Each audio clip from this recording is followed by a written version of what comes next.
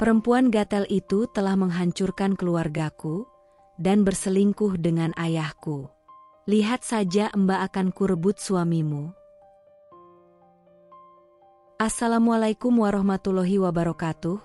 Halo Sobat Cerita Amira. Seperti biasa jangan lupa absen dulu kalian dari kota mana aja nih, yang nama kotanya belum disebut komen di bawah ya.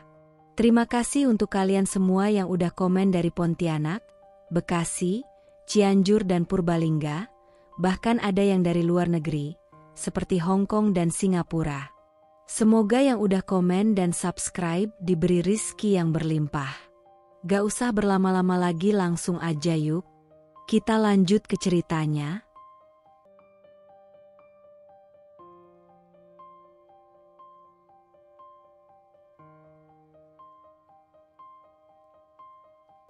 Senja merayap perlahan ke ujung hari ketika langit mulai dilukis warna oranye lembayung.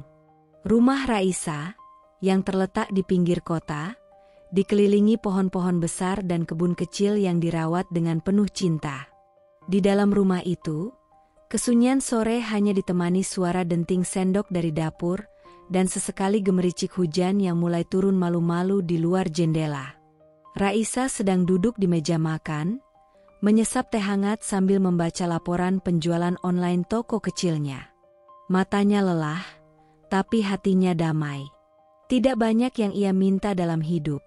Cukup suami yang setia, 2 anak yang sehat, dan rumah tangga yang sederhana namun tentram. Tiba-tiba, ponselnya bergetar. Sebuah panggilan masuk dari nomor tak dikenal.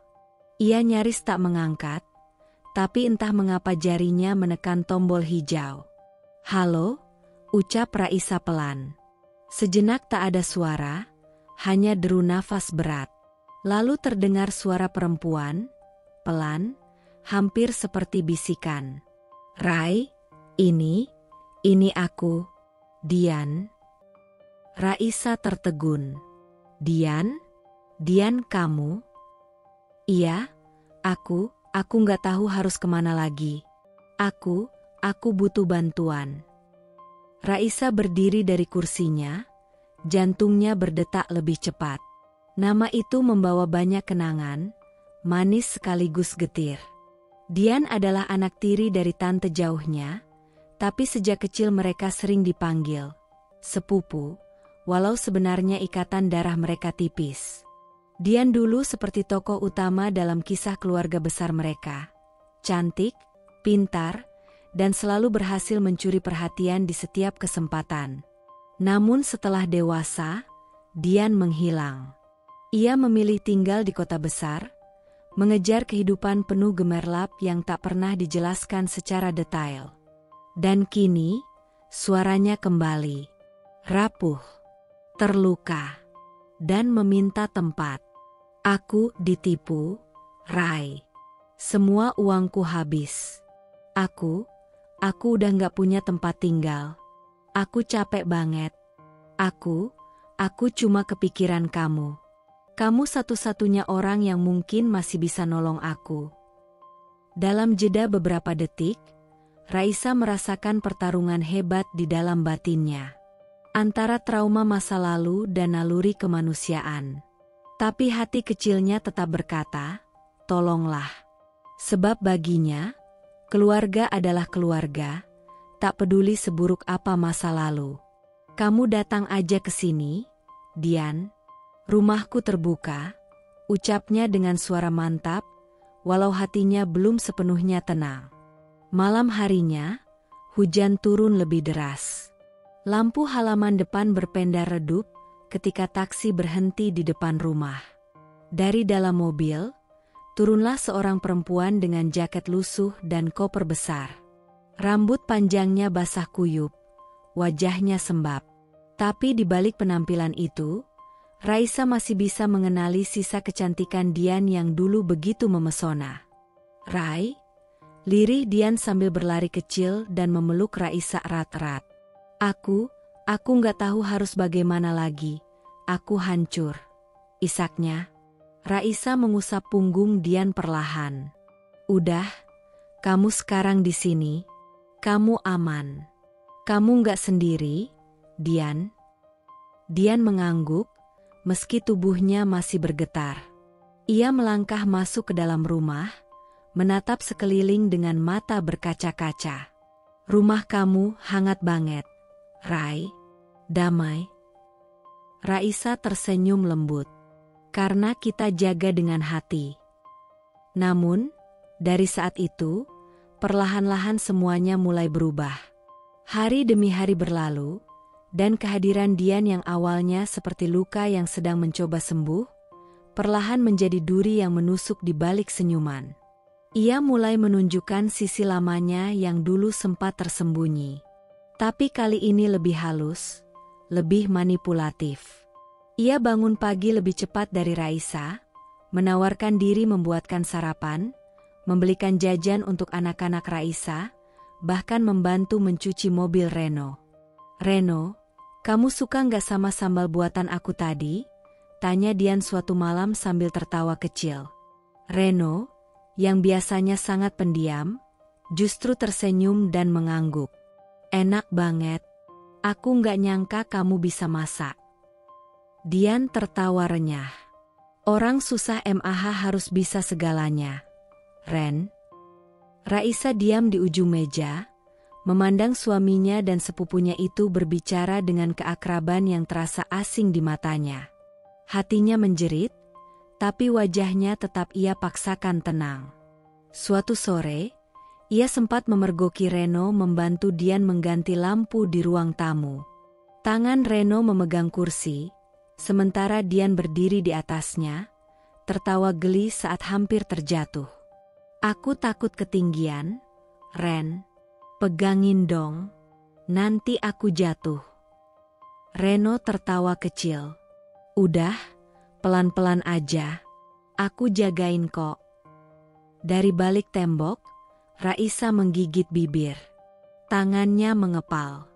Matanya berkaca. Di malam yang sunyi, ia mengungkapkan keresahannya kepada Reno. "Mas, kamu nggak lihat? Dian tuh berubah.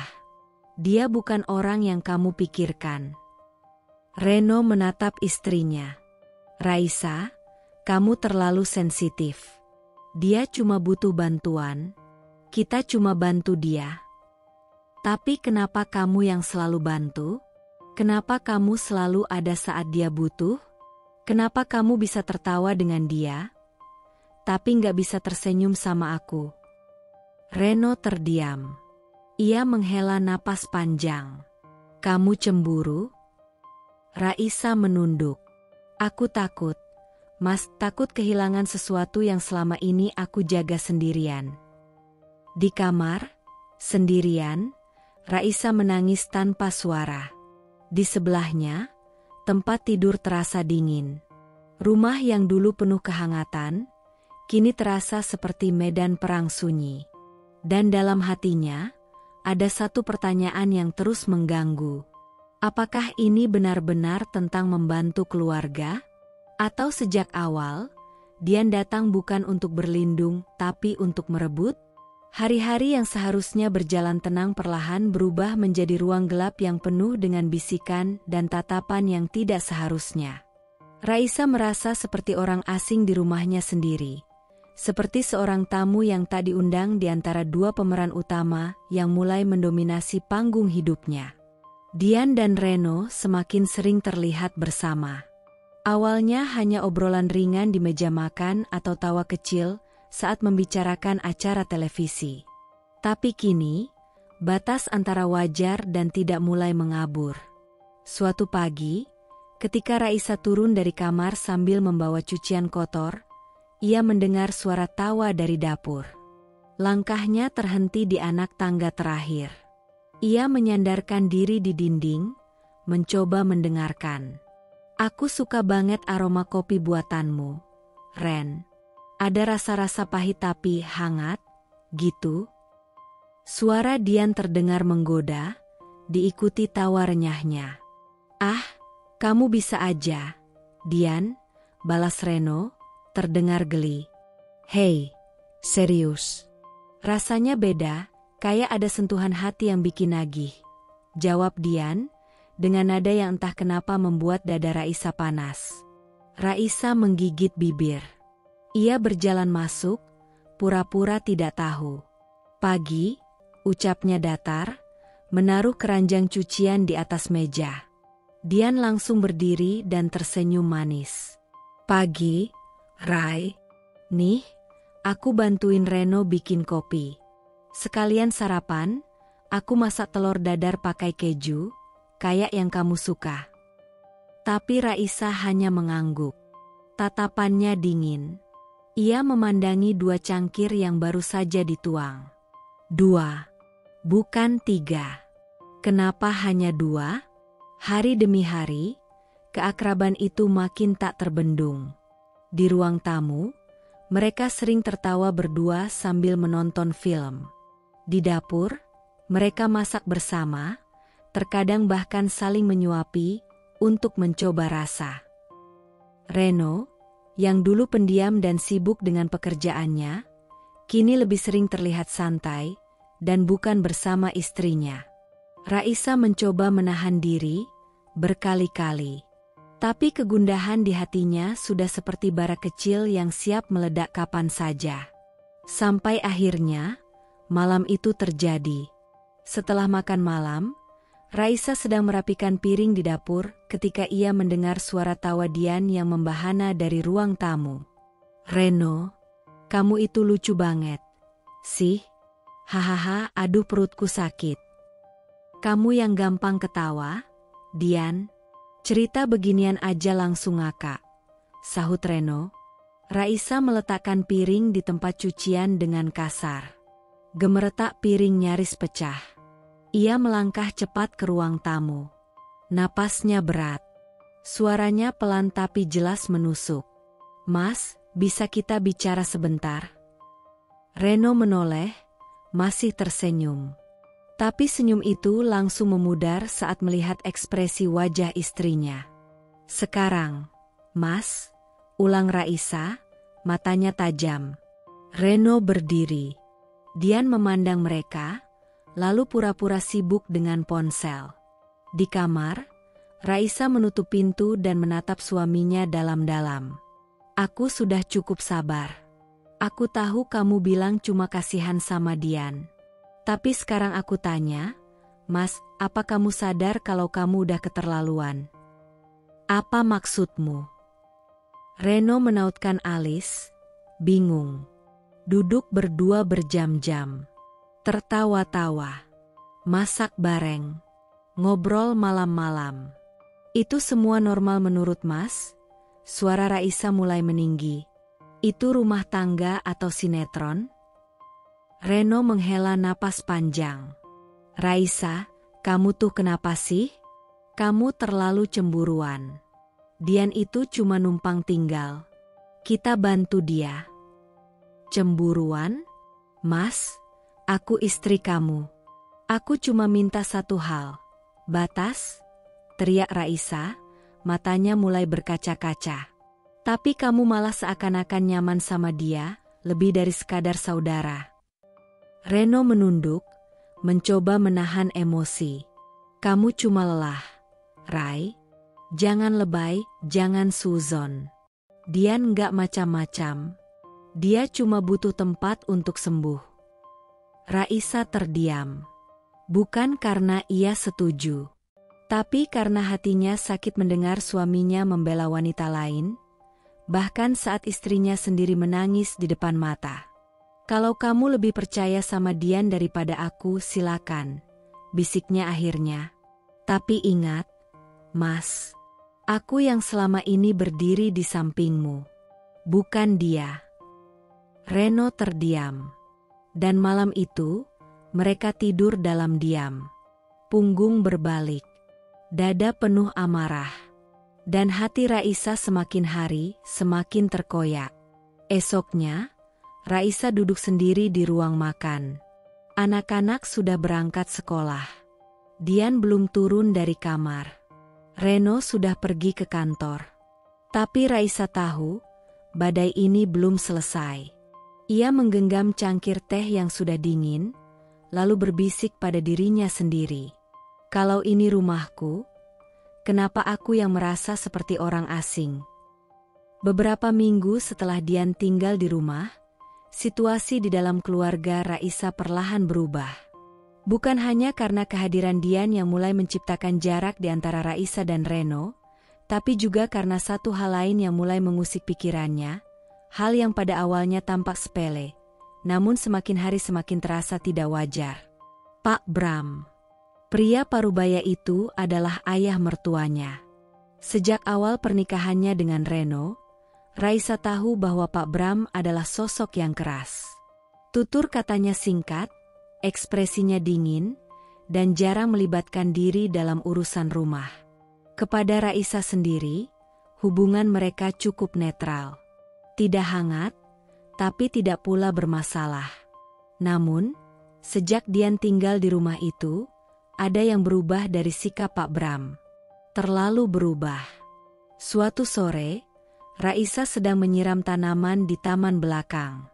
Angin semilir meniup pelan helaian kerudungnya, sementara aroma tanah basah menguar di udara. Tiba-tiba, terdengar suara tawa dari teras samping rumah. Raisa menoleh pelan.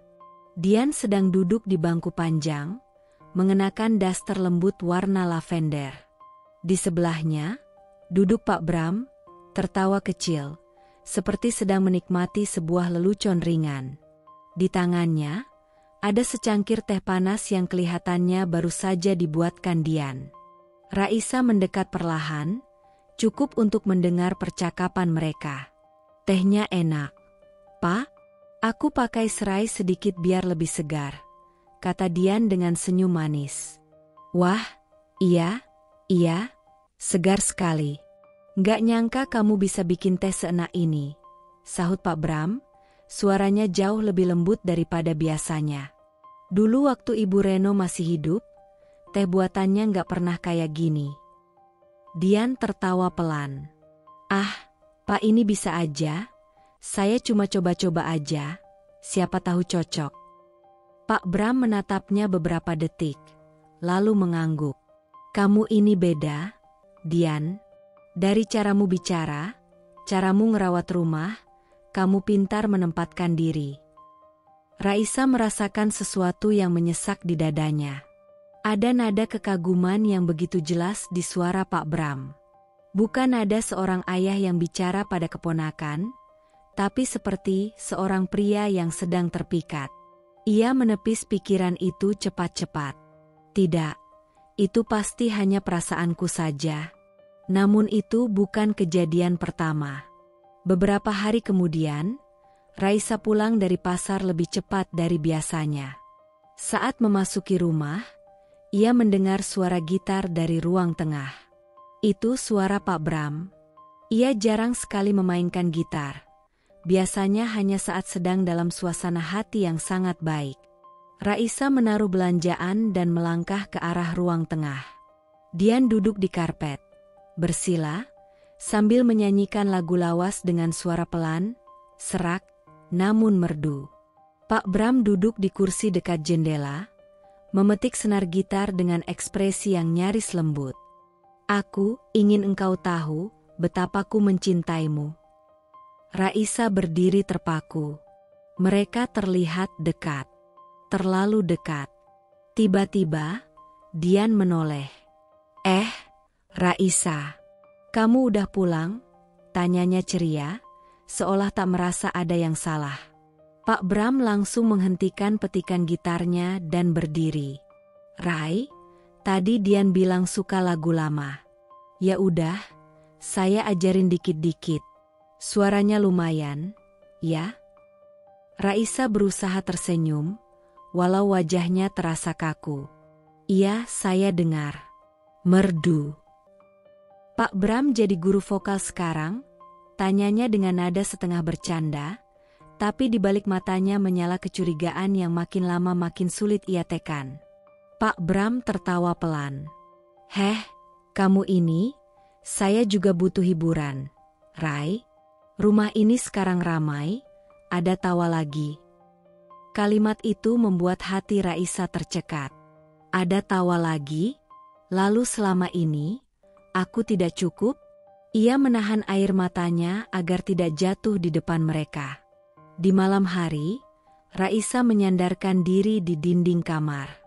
Reno sudah tidur, tapi Raisa tak bisa memejamkan mata.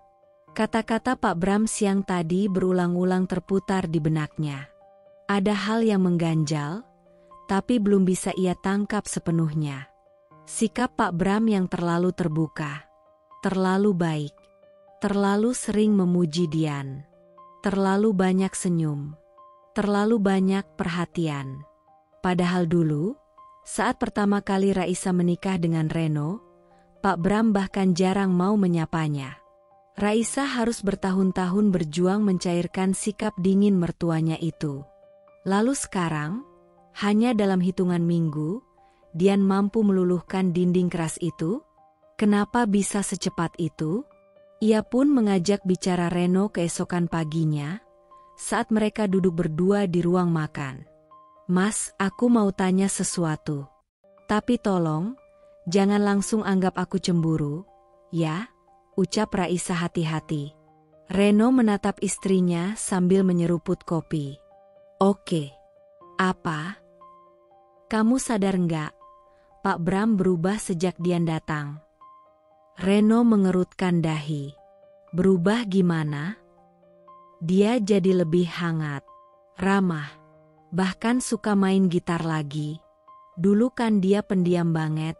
Sekarang bisa ngobrol lama sama Dian, ketawa-tawa." Reno mengangkat bahu. "Ya mungkin Dian bawa suasana baru. Nggak semua perubahan itu buruk, Rai. Tapi Mas, ini bukan soal buruk atau enggak. Ini soal perasaan.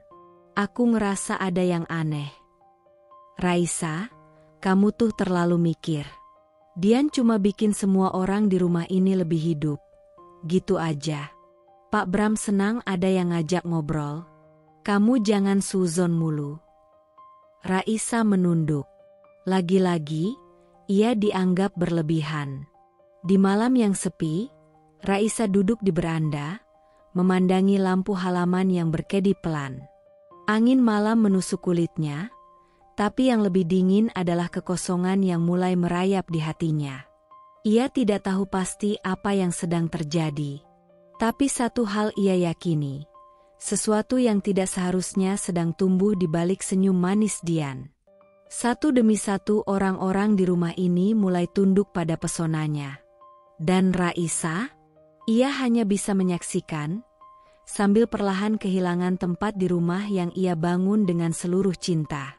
Hari-hari Raisa semakin terasa sempit. Bukan karena dinding rumah yang mengecil, tapi karena ruang privasinya mulai dikoyak secara perlahan dan diam-diam, oleh seseorang yang ia anggap seperti kakak sendiri. Awalnya, Raisa tidak langsung menyadari.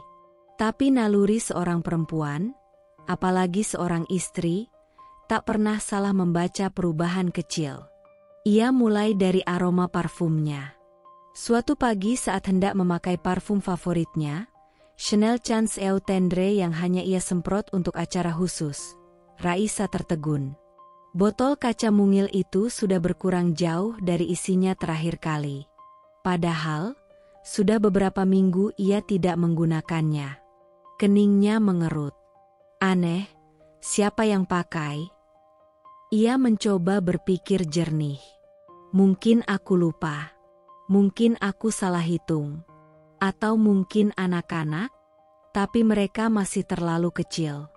Namun, semua dugaan itu lenyap saat suatu sore ia membuka lemari bajunya dan mendapati tas branded kesayangannya, Louis Vuitton asli pemberian Reno saat ulang tahun pernikahan kelima, tergeletak di meja rias dengan sisa lipstik merah di bagian dalamnya.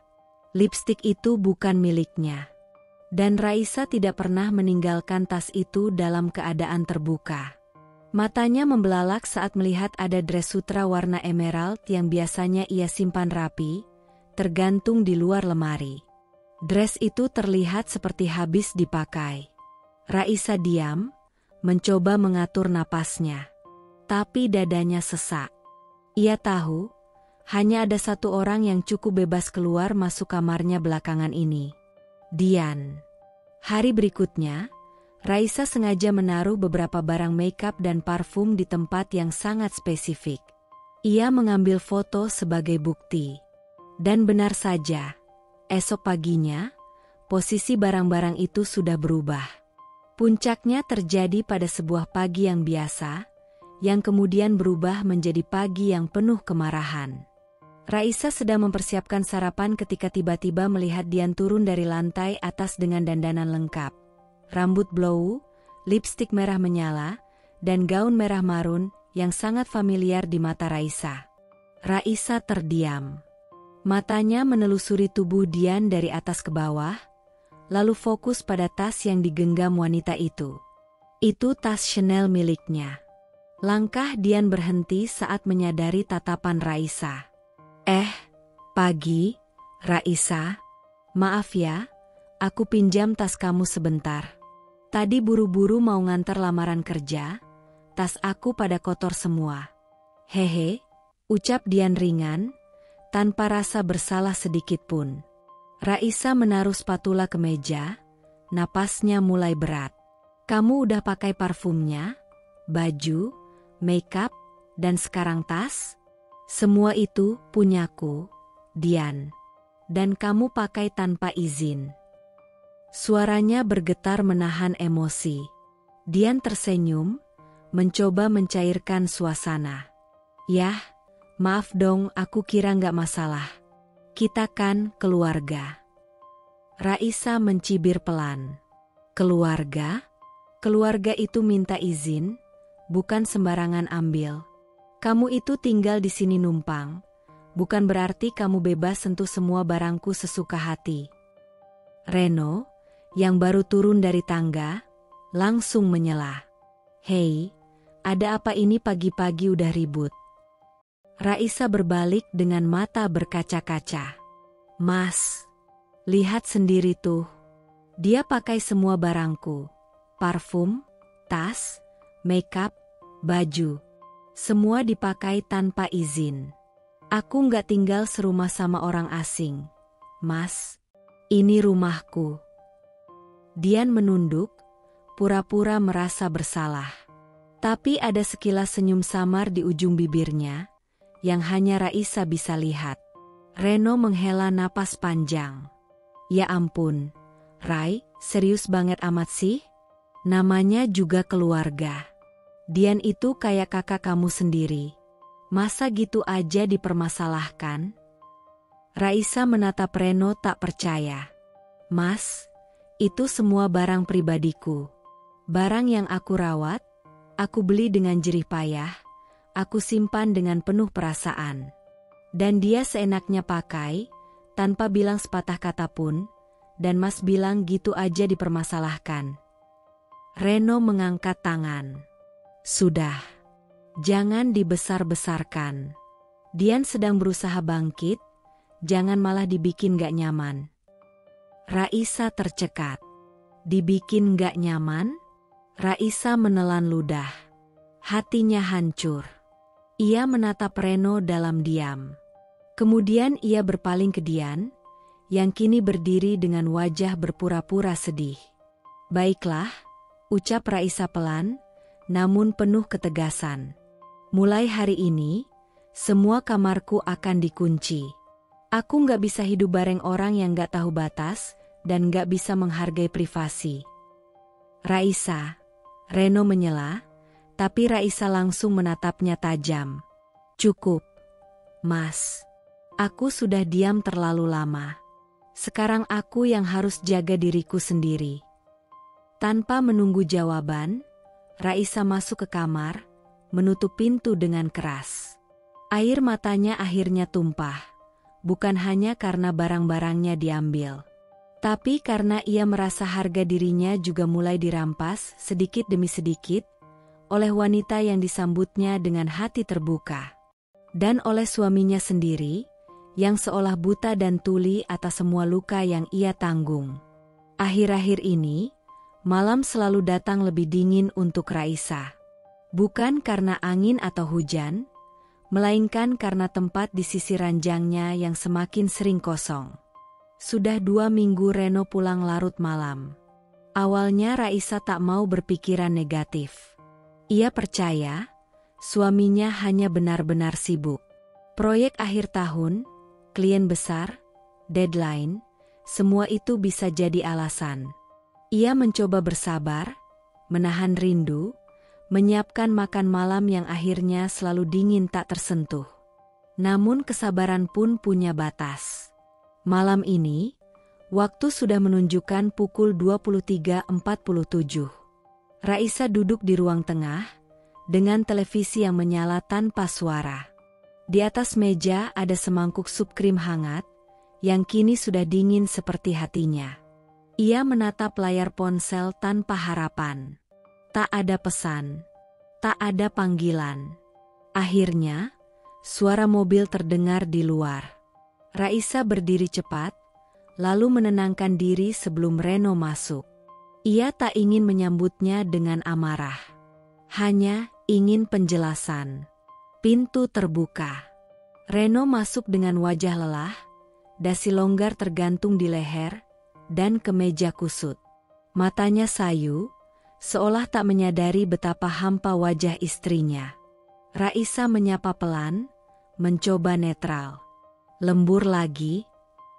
Reno mengangguk pendek, tanpa menatap istrinya. Maaf, lupa kasih kabar. Raisa mengepalkan tangan di balik punggungnya. Aku sudah nunggu dari sore. Kamu bahkan gak angkat teleponku. Aku sibuk, Raisa. Rapat terus. Banyak revisi dari kantor pusat. Jawab Reno datar, sambil melepas sepatu dan masuk ke kamar. Raisa mengikutinya dengan langkah pelan. Mas, ini udah kesekian kali kamu pulang lewat tengah malam. Bahkan weekend pun. Kamu gak pernah seperti ini sebelumnya. Reno membuka kemejanya, lalu melemparnya ke kursi. Kamu tahu sendiri, proyek akhir tahun. Jangan dibesar-besarkan. Tapi aku istrimu, Mas. Apa salah kalau aku khawatir? Suara Raisa bergetar. Reno menghela napas panjang. Raisa, aku capek. Aku mau tidur. Ucapan itu seperti tamparan. Bukan karena isinya, tapi karena nadanya. Dingin. Jauh. Seolah ia hanya sekadar pengganggu malam Reno. Beberapa menit kemudian, Reno sudah tertidur. Suara napasnya berat. Raisa duduk di sisi ranjang, matanya menatap kosong ke arah lampu meja. Tapi pikirannya terus bergejolak.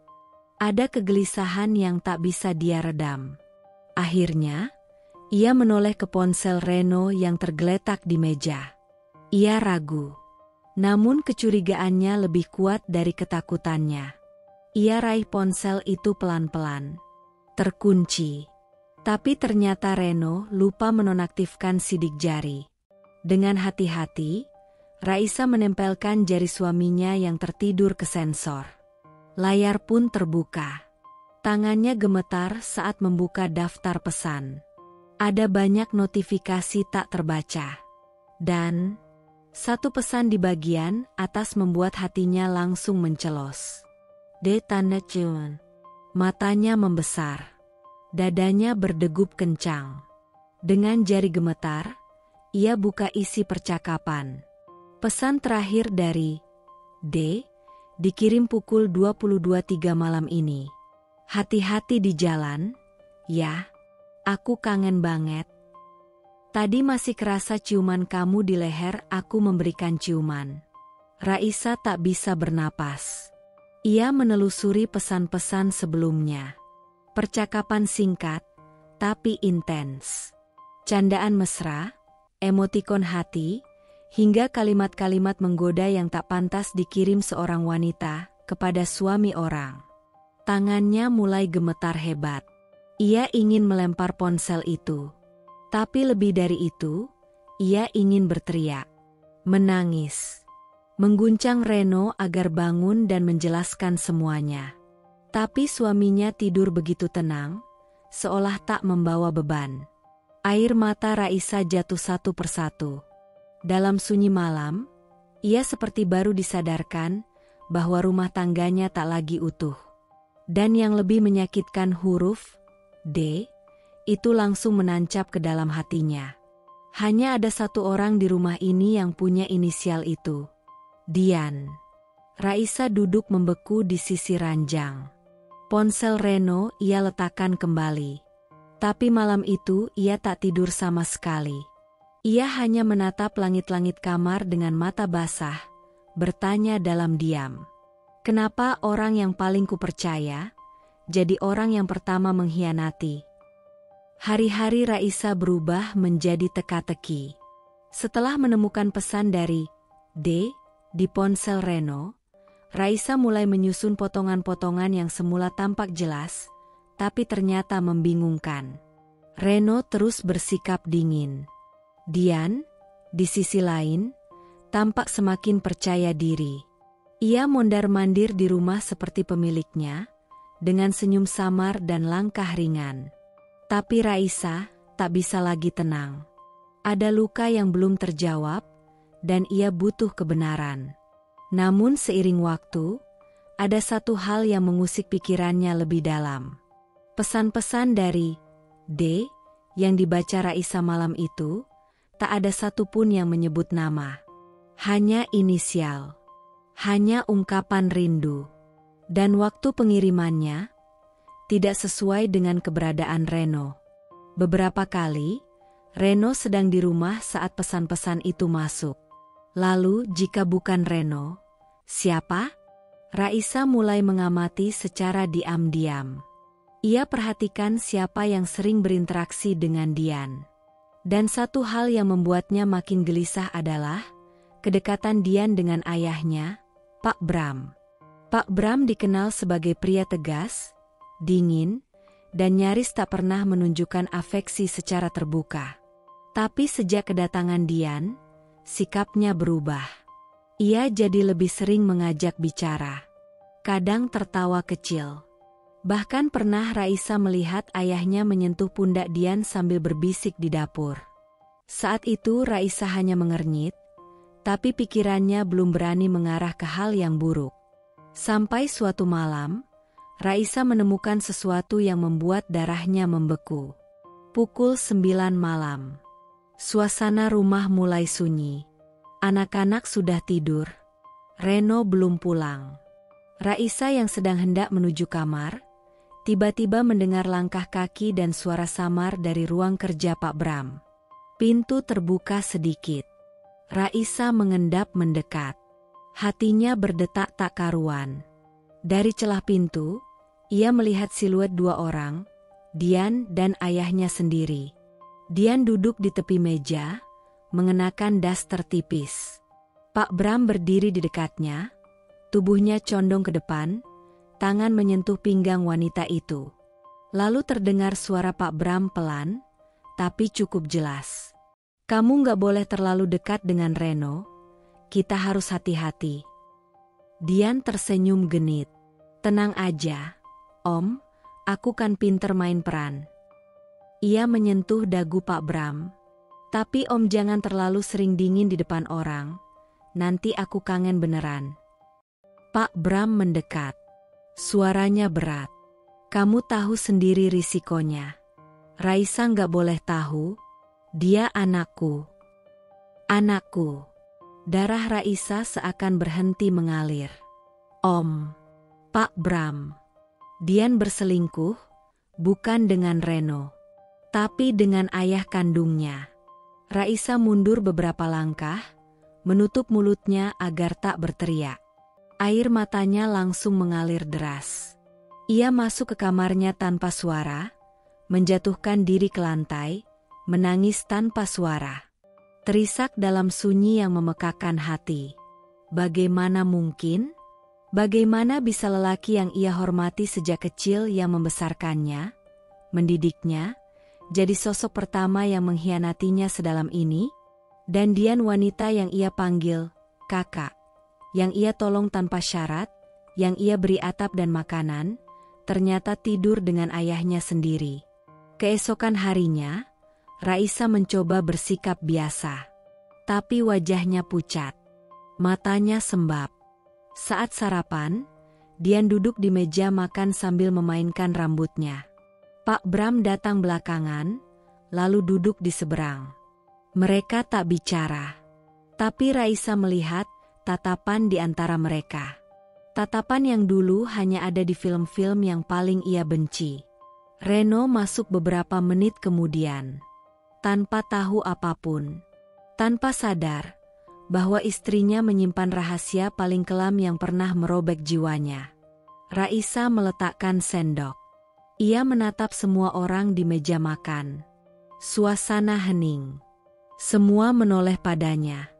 Dengan suara rendah, namun penuh luka, ia berkata, "Aku udah tahu siapa sebenarnya yang tidur dengan Dian." Semua diam. Waktu seperti berhenti. Pak Bram membeku. Dian menegang.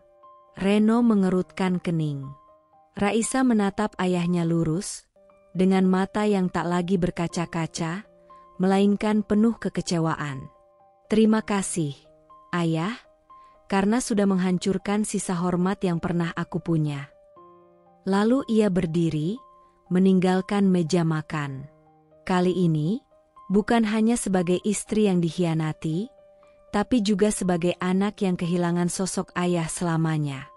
Beberapa hari setelah konfrontasi di meja makan itu, rumah keluarga Raisa berubah menjadi kuburan yang tak punya nisan. Tak ada tawa, tak ada sapaan, hanya tatapan dingin yang saling menyayat. Raisa mencoba bersikap biasa di depan anak-anak. Tapi di dalam kamar, ia menangis hampir setiap malam. Reno tak lagi bertanya kenapa. Seolah semuanya terlalu rumit untuk dibicarakan, dan ia memilih menjadi penonton bisu dalam rumah tangga yang mulai retak perlahan. Namun Raisa belum tahu bahwa badai yang lebih besar sedang menunggu di depan. Pagi itu, ia sedang menyusun cucian saat ponselnya bergetar. Sebuah pesan masuk dari Tante Nina, adik mendiang ibunya yang tinggal di kota sebelah. "Ra, ini bener ya? Pak Bram nikah lagi sama Dian? Tadi temenku lihat mereka di KUA, terus katanya ada acara kecil di hotel. Aku kira kamu udah tahu." Raisa membeku. Napasnya tercekat. Tangannya gemetar saat membaca ulang pesan itu. Menikah? Ayahnya? Menikah dengan Dian? Wanita yang tidur di bawah atapnya. Wanita yang ia tolong. Yang ia anggap saudara. Ia menekan nomor Tante Nina. Suaranya tercekat saat tersambung. "Tante, maksudnya apa? Siapa yang bilang?" Tante dapat kabar dari teman gereja. Dia kerja di hotel tempat resepsinya. Katanya kemarin sore, rame-rame kecil. Tamu terbatas. Cuma beberapa orang katanya nikah siri, tapi tetap ada acara. Jawab Tante Nina pelan, ragu. "Tapi kan aku anaknya, Tan.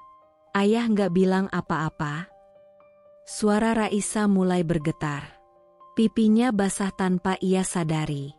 Tante Nina menghela napas panjang dari seberang. Tante juga kaget. "Nak, tapi kelihatannya memang disembunyikan dari kamu." Panggilan berakhir. Tapi dunia Raisa seperti baru saja runtuh. Dengan tubuh lunglai, ia berjalan ke kamar ayahnya yang kosong. Ia buka lemari. Beberapa setel pakaian hilang. Sepatu kulit Pak Bram tak ada di rak.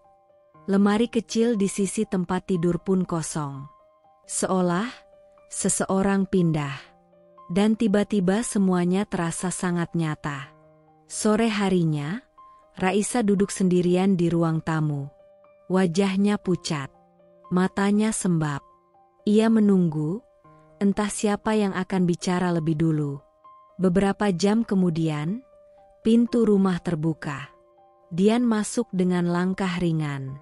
Gaun panjang pastel yang ia kenakan berbeda dari biasanya.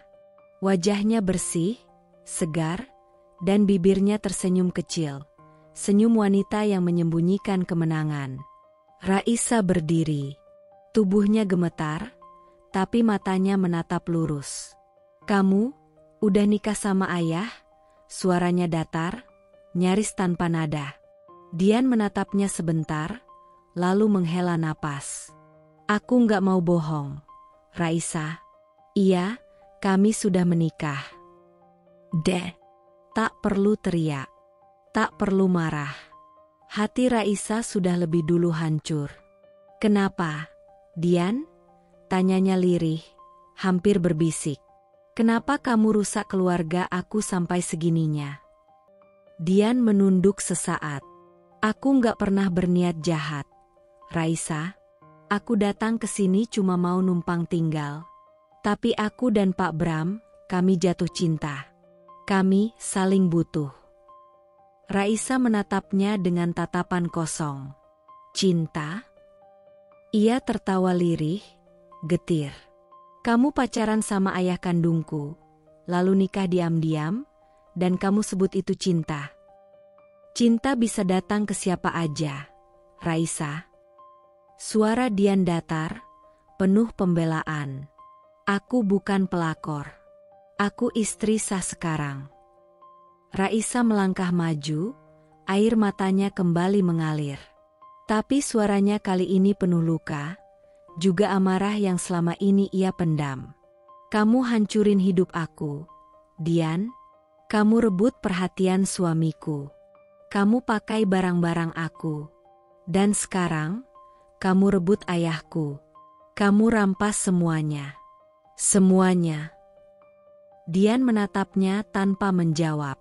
Dan dalam diam itu, Raisa tahu, wanita di hadapannya bukan lagi saudara tiri, bukan lagi tamu, bukan lagi kakak sepupu yang ia sayangi, tapi perusak hidupnya. Dari belakang, Reno muncul. Ia mendengar percakapan itu, tapi seperti biasa, hanya berdiri. Tak membela siapapun, tak melawan siapapun. Raisa menatap Reno sekilas, lalu Dian, lalu akhirnya ia bicara. "Kalian boleh ambil rumah ini. Ambil semua. Tapi aku akan pergi. Sebelum aku jadi gila di rumah yang penuh pengkhianat ini." Lalu ia berbalik, masuk ke kamar, mengemasi barang-barangnya. Tak ada yang mengejar. Tak ada yang menahan. Hanya suara langkah kaki yang menggema di lorong rumah, langkah seorang wanita yang telah kehilangan semuanya, namun memilih menyelamatkan satu hal yang masih tersisa: harga dirinya.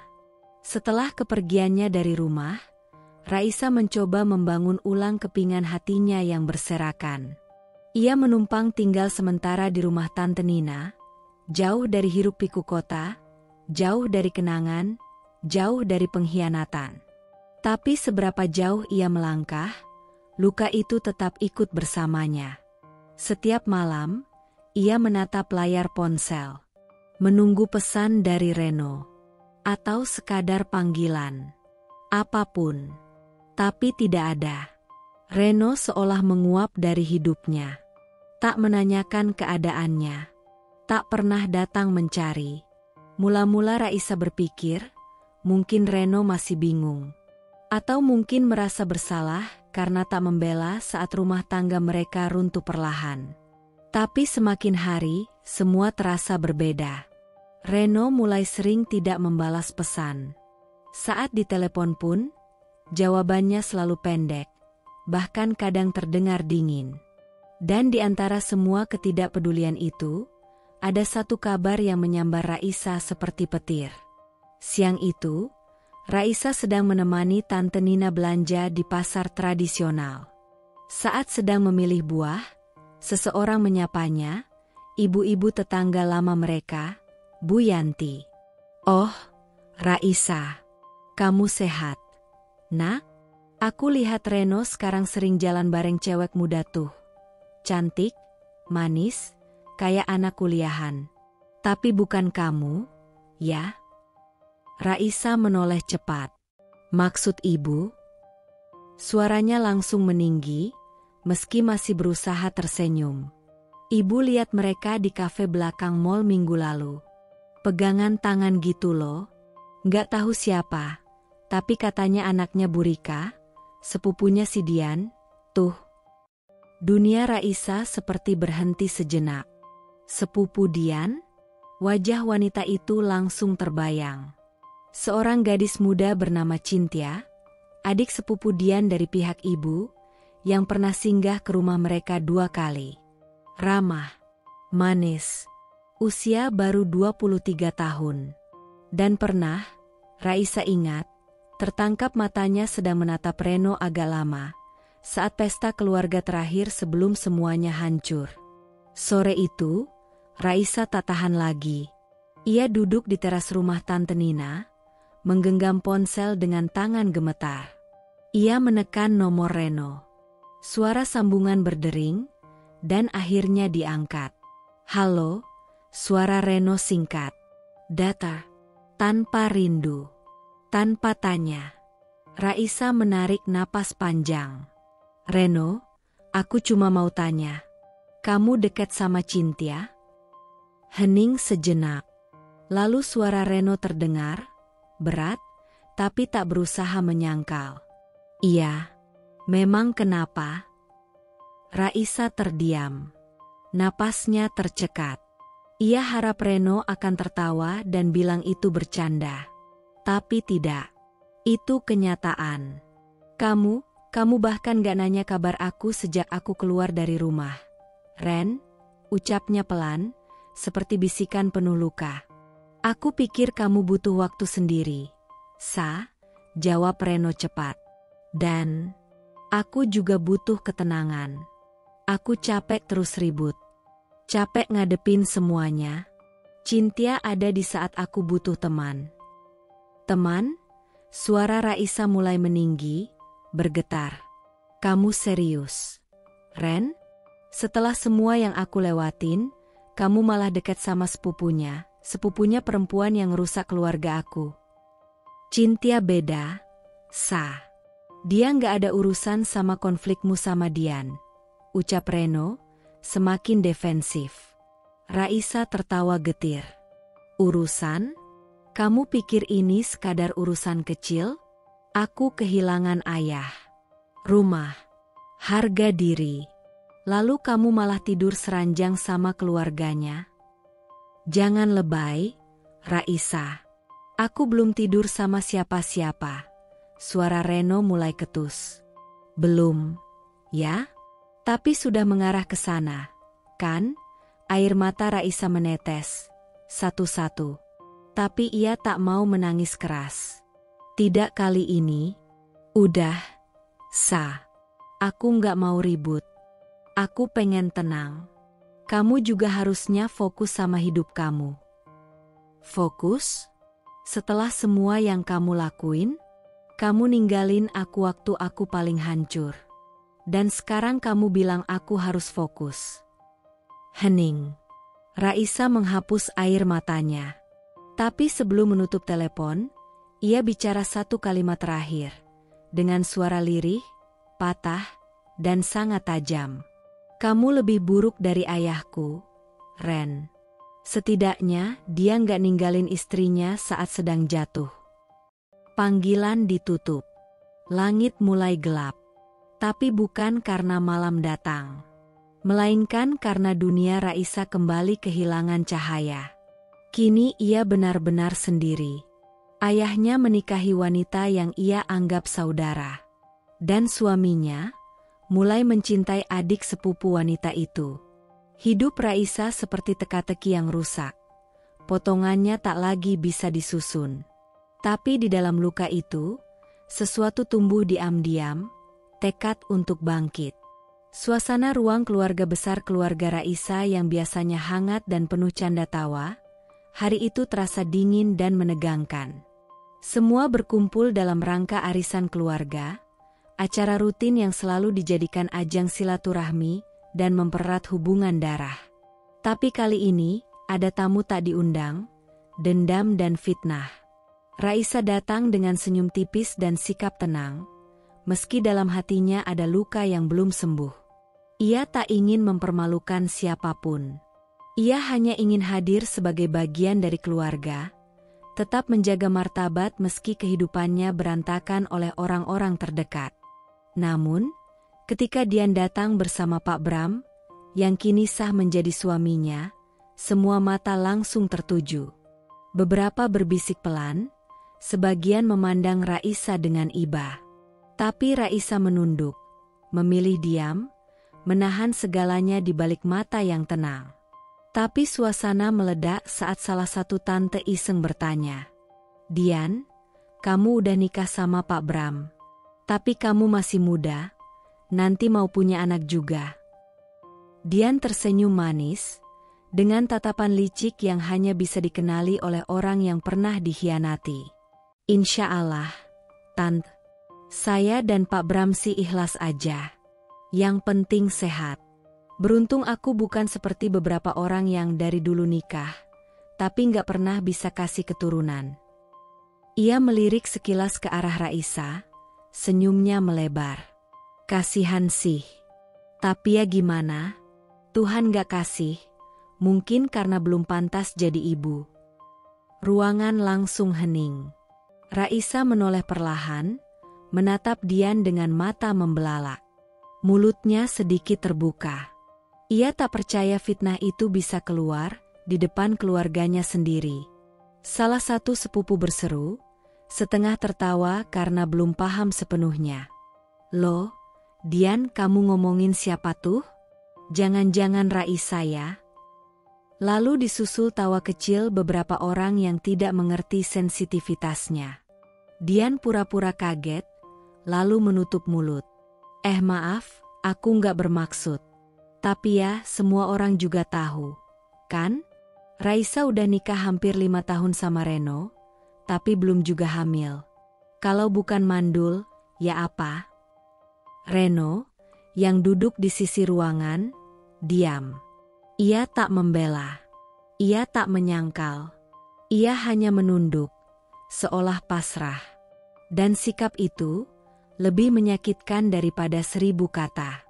Raisa berdiri perlahan. Matanya mulai berkaca. Tangannya mengepal. "Fitnah itu, Dian," katanya pelan tapi jelas.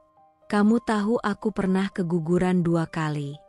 Kamu tahu aku berjuang. Kamu tahu, tapi kamu sengaja hina aku di depan orang-orang ini." Dian tersenyum sinis. "Kamu pikir keluarga besar ini butuh tahu cerita pilu kamu? Kamu nggak pernah cocok jadi istri. Apalagi ibu. Kamu terlalu rapuh." Tiba-tiba suara Raisa meninggi. "Cukup. Kamu hina aku.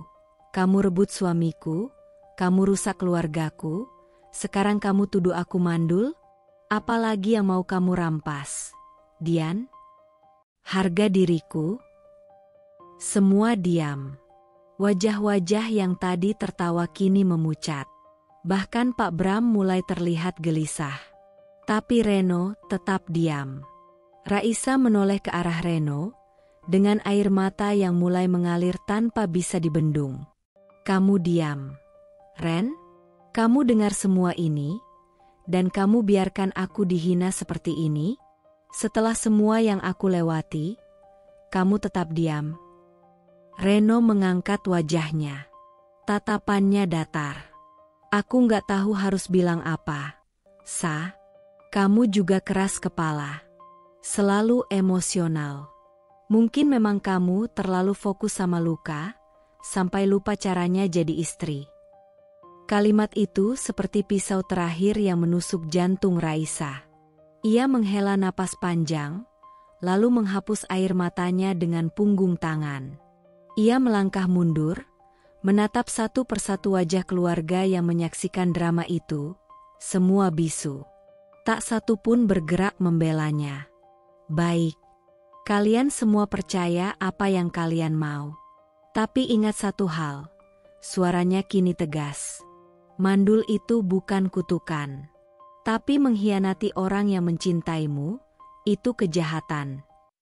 Dengan kepala tegak dan air mata yang tak lagi ditahan, Raisa pergi meninggalkan ruangan. Kakinya gemetar, tapi langkahnya pasti. Di belakang, Dian sempat berbisik ke Pak Bram dengan senyum licik.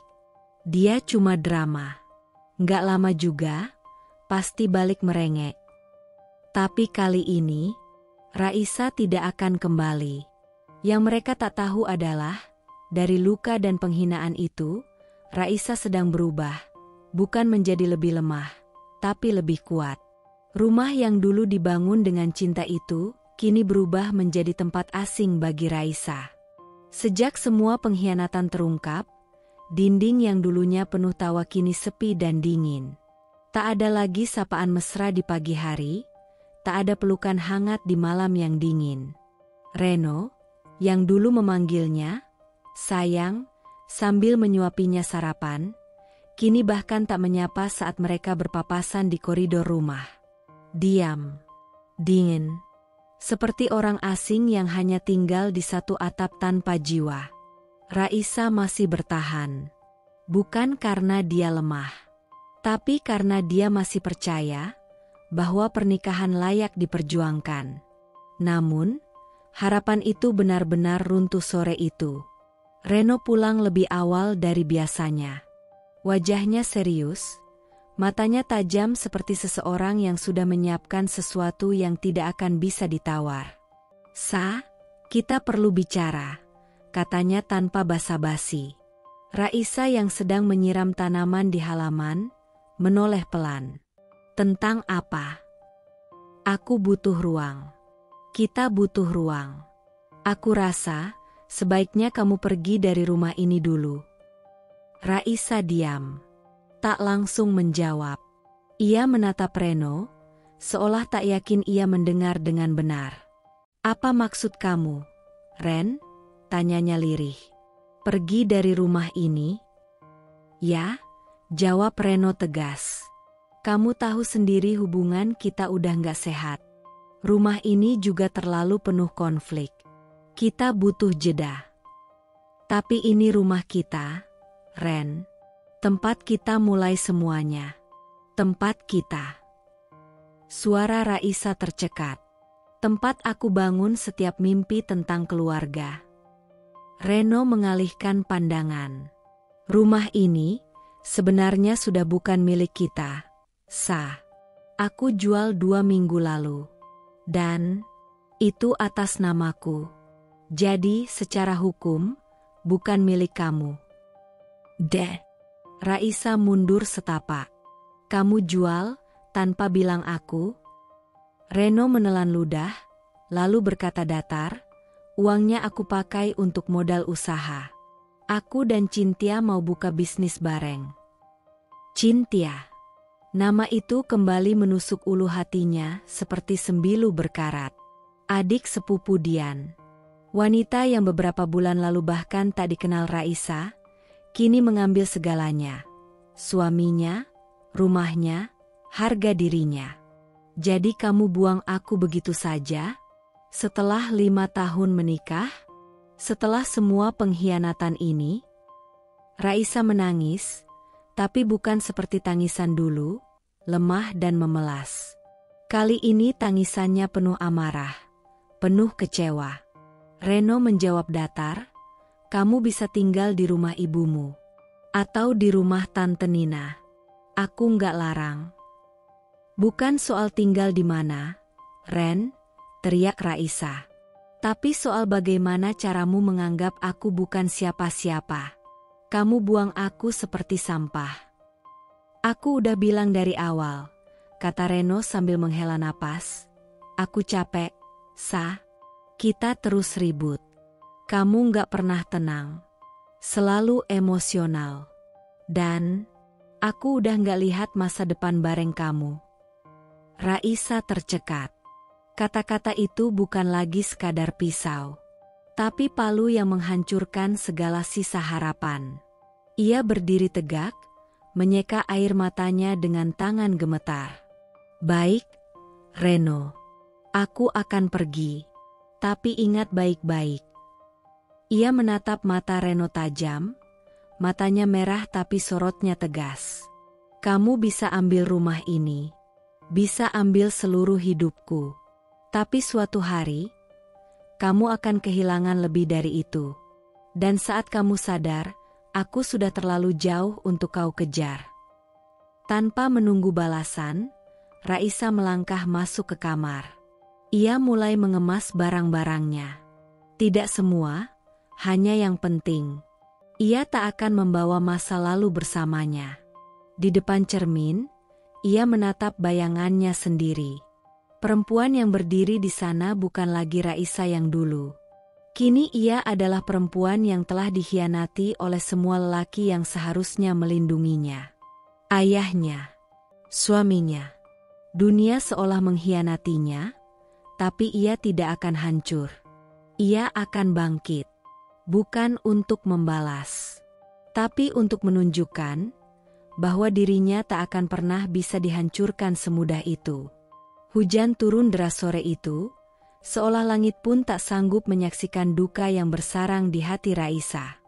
Dengan langkah gemetar dan tubuh yang basah kuyup, Raisa berdiri di depan gerbang rumah masa kecilnya, rumah yang dulu selalu membuatnya merasa aman, rumah yang menjadi tempatnya pulang dari segala lelah dan luka. Tapi hari itu, rumah itu terasa asing, dingin, mencekam. Ia menekan bel, dan seorang asisten rumah tangga membukakan pintu. "Pak Bram ada?"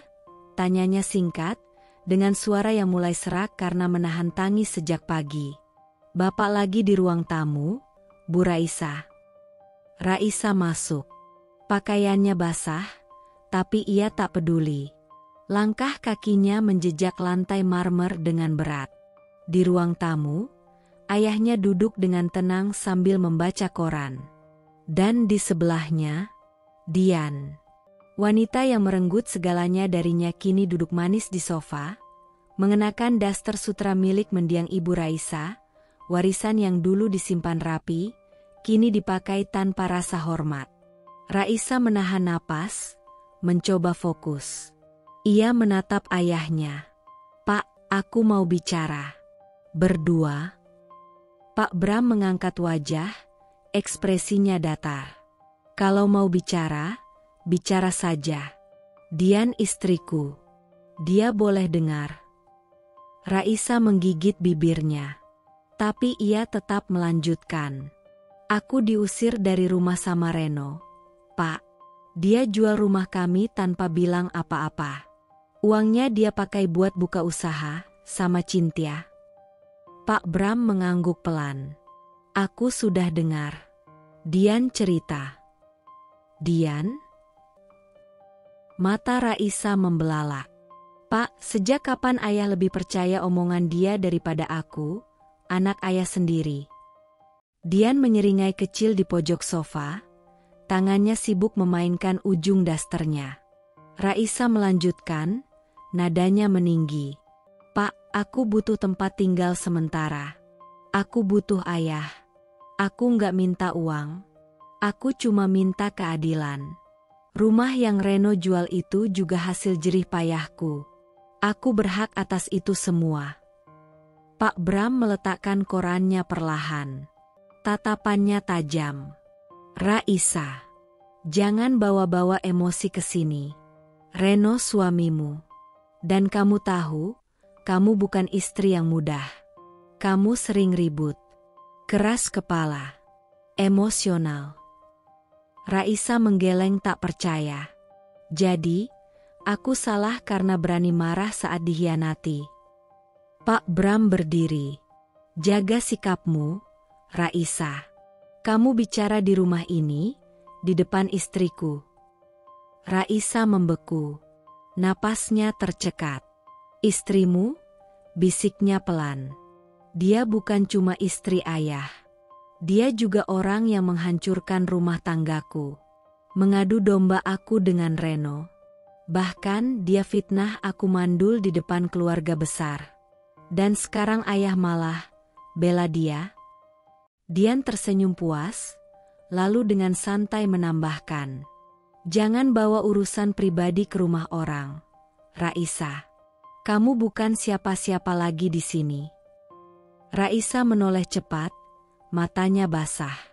"Rumah orang? Ini rumah masa kecilku. Aku dibesarkan di sini, Dian. Kamu yang pendatang. Pak Bram membentak. Suaranya menggema di seluruh ruangan. Cukup, Raisa. Aku nggak mau ada keributan di rumah ini. Kalau kamu cuma datang untuk memaki istri sahku, lebih baik kamu pergi. Suasana langsung membeku.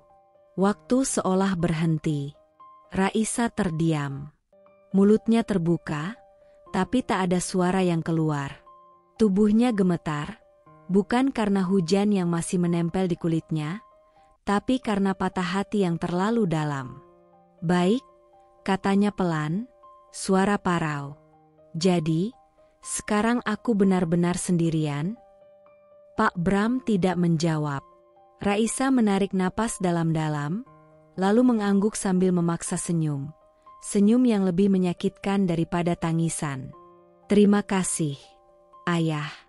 Terima kasih sudah mengajarkanku satu hal penting hari ini, bahwa darah pun bisa berubah menjadi air, jika yang dibela bukan kebenaran tapi nafsu.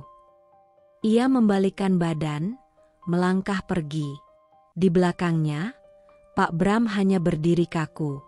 Dian menyender manja di sofa, puas dengan kemenangannya. Tapi yang tidak mereka tahu, Raisa, meski hancur, sedang membentuk versi terkuat dari dirinya. Dan dari luka-luka itu, akan lahir kekuatan yang tak bisa dibeli dengan tipu daya. Beberapa minggu berlalu sejak Raisa terusir dari dua rumah. Rumah pernikahannya, dan rumah masa kecilnya. Tidak ada tempat yang benar-benar bisa ia sebut rumah kini. Tapi ia tahu, rumah bukan sekadar bangunan. Rumah adalah rasa. Dan kali ini, ia harus menciptakan rasa itu sendiri, dari nol. Ia menumpang sementara di rumah kontrakan kecil milik sahabat masa kecilnya, Dio. Dio, pria sederhana yang sejak dulu diam-diam menyimpan perasaan, kini muncul sebagai satu-satunya manusia yang benar-benar hadir saat Raisa runtuh. Suatu sore, saat hujan turun rintik-rintik, mereka duduk di teras rumah itu. Raisa menyeduh teh hangat, dan Dio datang membawa sekotak bolu coklat buatan Raisa semalam. Dio membuka kotaknya dan mencicipi satu potong. Wajahnya langsung berubah. Rasanya masih sama kayak dulu. Waktu kamu sering bikin bolu di rumah pohon belakang sekolah, katanya pelan.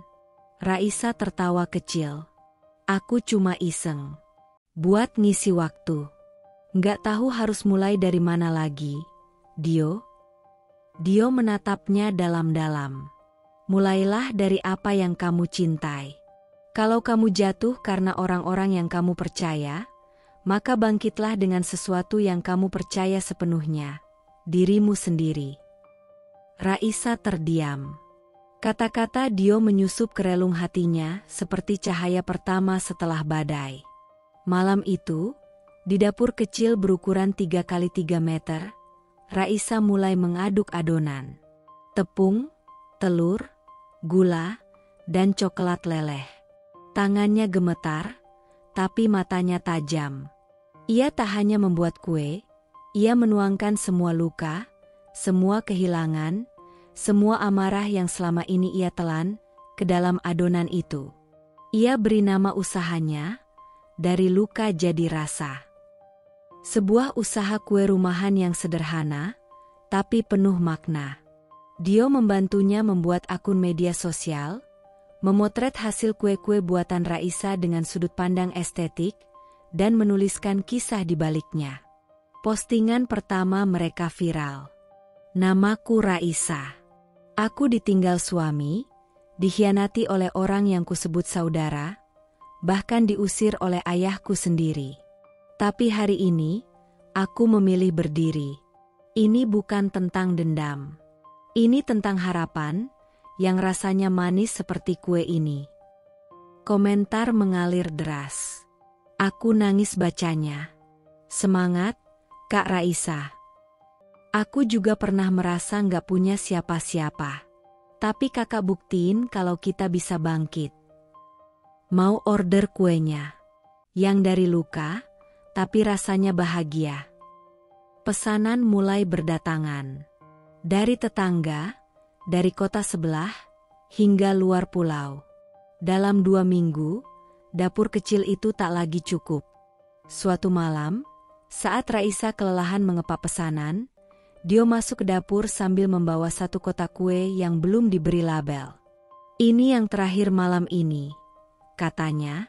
Raisa menatap Dio, matanya berkaca-kaca. "Aku nggak tahu gimana bisa sampai sejauh ini." Dio tersenyum, menatapnya penuh kekaguman. "Karena kamu perempuan yang nggak bisa dikalahkan. Kamu bukan cuma bangkit, Sa. Kamu sedang bersinar." Raisa menghela napas, dan untuk pertama kalinya dalam waktu yang lama, ia tersenyum, senyum tulus, bukan senyum yang dipaksakan untuk menyembunyikan luka. "Aku masih takut, Dio, masih trauma, masih suka kebangun tengah malam karena mimpi buruk." Dio menatapnya hangat. "Takut bukan berarti kamu lemah, Raisa. Takut itu bukti kamu masih punya keberanian untuk terus melangkah." Dan malam itu, di dapur mungil beraroma mentega, Raisa tahu satu hal pasti. Ia tidak akan pernah kembali jadi perempuan yang dulu. Ia telah berubah. Ia terluka, tapi ia tak hancur. Ia patah, tapi dari patahan itu, ia tumbuh lebih kuat. Raisa, si perempuan yang dibuang, kini sedang menjadi inspirasi untuk ribuan orang. Dan perjalanan ini baru saja dimulai. Langit siang itu terik, tapi di dalam kantor kecil tempat Reno berkantor, hawa dingin terasa mencengkeram dari dalam. Sudah 3 hari listrik mati karena tak ada pembayaran. Meja kerja penuh tumpukan surat tagihan dan surat somasi dari investor yang menarik dana secara mendadak. Reno menatap layar laptop yang mulai berdebu, dengan angka-angka kerugian yang tak lagi bisa ia sangkal. Usaha yang dibanggakannya, yang dibangun bersama Cynthia, gadis muda yang membuatnya lupa pada Raisa, resmi bangkrut. Dan yang lebih parah, semua aset telah dijual, semua uang dibawa kabur oleh Cynthia. Termasuk PIN ATM, akses ke rekening bisnis, bahkan surat kendaraan yang ditandatangani Reno tanpa curiga. Ia terpuruk di kursi, rambut acak-acakan, mata merah, wajah penuh penyesalan. Beberapa bulan lalu, Reno berdiri tegak di depan Raisa dan dengan lantang berkata, "Kamu itu cuma beban. Aku butuh ruang, bukan drama. Keluar dari rumah ini." Sekarang, dialah yang kehilangan segalanya. Beberapa hari sebelumnya, Reno sempat curiga saat Cynthia mulai jarang pulang. Tapi setiap kali ia tanya, Cynthia hanya menjawab dengan manja, "Mas, aku sibuk atur urusan vendor. Kita kan lagi bangun masa depan, ya enggak?" Reno tertawa waktu itu, merasa dirinya laki-laki hebat yang dikelilingi wanita-wanita cantik. Ia tak tahu bahwa setiap sen yang ia berikan pada Cynthia tak pernah benar-benar dipakai untuk bisnis. Dan pada suatu malam, semuanya terbongkar. Reno pulang ke apartemen yang disewanya atas nama Cynthia. Tapi ruangan itu kosong. Tak ada sofa, tak ada TV, bahkan kulkas pun hilang. Semua barang raib. Di meja dapur, hanya ada satu amplop. Reno membuka dengan tangan gemetar. Isinya hanya satu kertas. "Aku bukan kekasihmu, Reno. Aku adik sepupu Dian. Dan kamu korban pembalasan. Dulu waktu kecil, Dian pernah dorong ibuku dari tangga karena rebutan mainan. Ibuku lumpuh sampai meninggal. Dan kamu adalah jalan untuk membuat hidupnya hancur, mulai dari orang terdekatnya. Selamat menikmati karma." Tangannya gemetar membaca setiap kata. "Tidak. Tidak mungkin," jerit Reno sambil membanting surat itu ke lantai. Ia terduduk, menggenggam kepalanya. Ingatannya terlempar pada semua perlakuan buruknya terhadap Raisa. Bagaimana ia dengan mudahnya memihak Dian? Bagaimana ia ikut menyebarkan fitnah bahwa Raisa mandul? Bagaimana ia menendang istrinya sendiri dari rumah yang mereka bangun bersama? Dan kini, ia benar-benar sendirian. Beberapa hari kemudian, Reno mendatangi rumah Pak Bram, berharap bisa menumpang tinggal. Tapi yang menyambutnya adalah pintu yang tak dibuka. Dian berdiri di balik tirai jendela, menatap Reno dari balik kaca. "Maaf," katanya dingin. "Kita bukan siapa-siapa lagi." Reno mengetuk pintu berkali-kali. "Dian, buka. Kita pernah sama-sama lawan Raisa. Masa kamu tinggalin aku kayak gini?" Tapi tak ada jawaban. Ia berjalan gontai ke pinggir jalan, menahan tangis, dengan hanya satu koper kecil dan sisa uang 50.000 di kantong.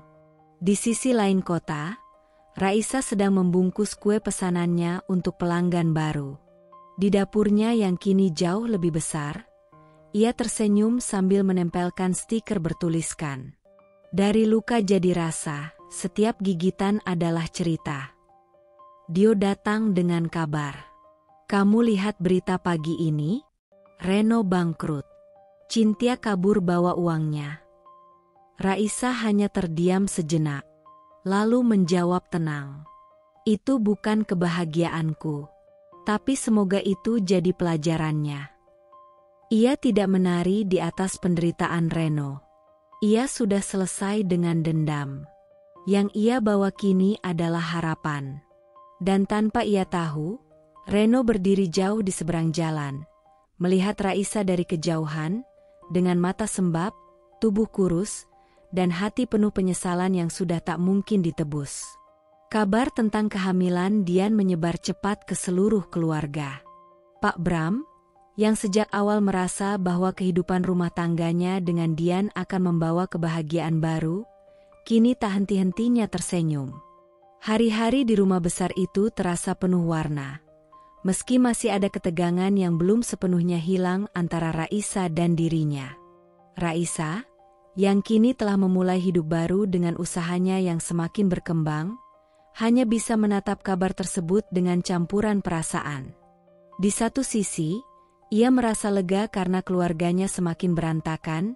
Di sisi lain, ia tahu apa yang terjadi di rumah Pak Bram dan Dian bukanlah kebahagiaan yang sebenarnya. Namun, apa yang terjadi selanjutnya tak pernah dibayangkan oleh siapapun. Dian melahirkan di rumah sakit swasta besar. Pak Bram menunggu di ruang tunggu dengan penuh harap. Ia tak sabar memegang bayi yang akan menjadi penerus keturunannya, pemersatu rumah tangga yang hancur. Dalam pikirannya, ini adalah hadiah setelah segala pengorbanan yang ia lakukan, pernikahan dengan Dian, meskipun penuh gejolak. Tapi saat bayi itu lahir, segalanya berubah. Dokter keluar dari ruang persalinan dengan ekspresi serius. "Pak Bram, ada yang perlu kami diskusikan." Pak Bram berdiri dengan penuh harap, tapi ada kegelisahan yang mulai merayap. "Ada apa, dokter? Apa kabarnya anak saya?" Dokter itu menarik napas, memandang Pak Bram dengan mata penuh keprihatinan. "Kami baru saja melakukan tes DNA rutin setelah kelahiran, Pak. Dan saya rasa Anda perlu tahu, bayi ini bukan anak Anda." Pak Bram merasa seolah-olah bumi terbelah di bawah kakinya. Suara dokter terdengar samar, jauh, tak jelas. Seperti sebuah mimpi buruk yang datang tanpa diundang. "Apa maksud Anda? Ini tidak mungkin," teriak Pak Bram, suara gemetar penuh ketakutan. Dian, yang mendengar, langsung muncul dari ruang persalinan dengan wajah pucat. Ia menatap Pak Bram dengan mata yang tampak bingung, seperti baru saja terbangun dari tidur panjang yang buruk. "Dokter, apa yang kamu katakan?" "Itu anakmu, Pak Bram. Ini anak kita." Dian berteriak, berusaha menenangkan dirinya. Namun, dokter hanya menggelengkan kepala. "Kami sudah melakukan tes DNA, dan hasilnya jelas. Bayi ini bukan anak Pak Bram. Saya menyarankan untuk melakukan pemeriksaan lebih lanjut terkait masalah ini. Pak Bram mundur beberapa langkah, tubuhnya terasa ringan, tidak stabil. Sakit di dadanya semakin memuncak. Tidak mungkin. Pak Bram bersuara lirih, kini tubuhnya terjatuh lemas ke kursi ruang tunggu, memegangi dadanya. Dian, kamu berbohong padaku? Dian panik, mencoba mendekati Pak Bram, tapi ia menghindar. Pak Bram, dengar aku. Aku nggak tahu ini bisa terjadi, tapi ini anakmu, percayalah padaku.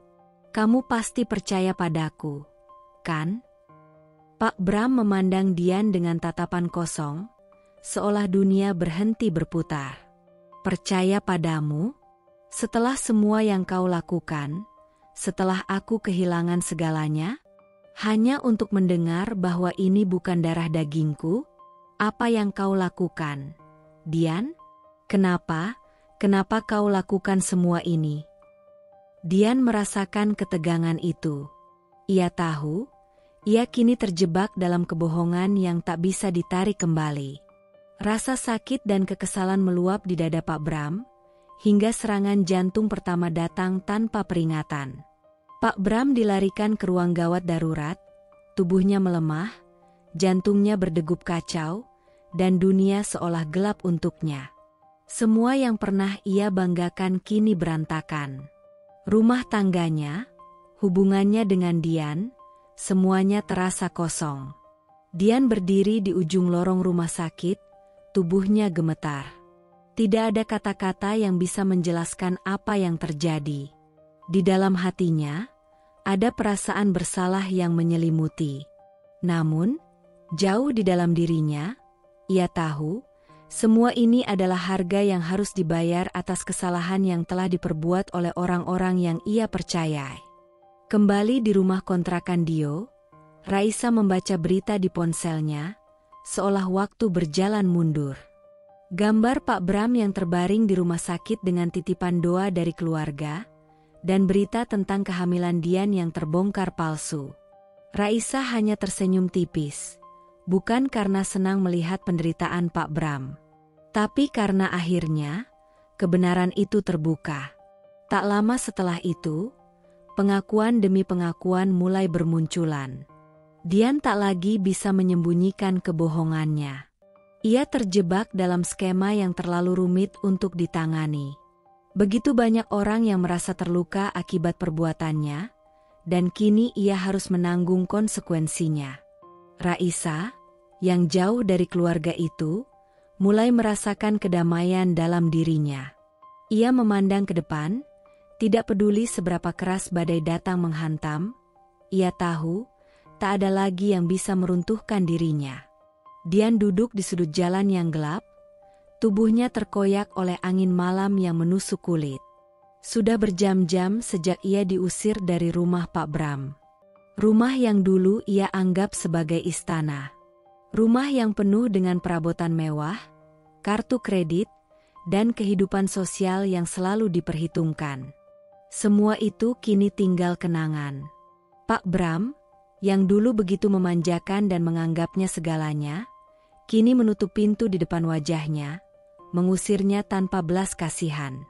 Kamu sudah terlalu jauh, Dian. Kau sudah menghancurkan semuanya. Keluar dari hidupku. Kau bukan bagian dari keluarga ini, kata Pak Bram dengan suara tegas, yang menggema di telinga Dian. Dian menatap pintu yang tertutup rapat itu, tubuhnya gemetar. Tangan yang dulu lembut dan penuh kemewahan kini menggenggam keras tas kecil yang berisi sisa-sisa barang-barang pribadinya. Ia tahu bahwa ini adalah titik balik dalam hidupnya. Dari seorang wanita yang dimanja, menjadi pengemis hidup yang tak punya arah. Di luar rumah, malam semakin pekat.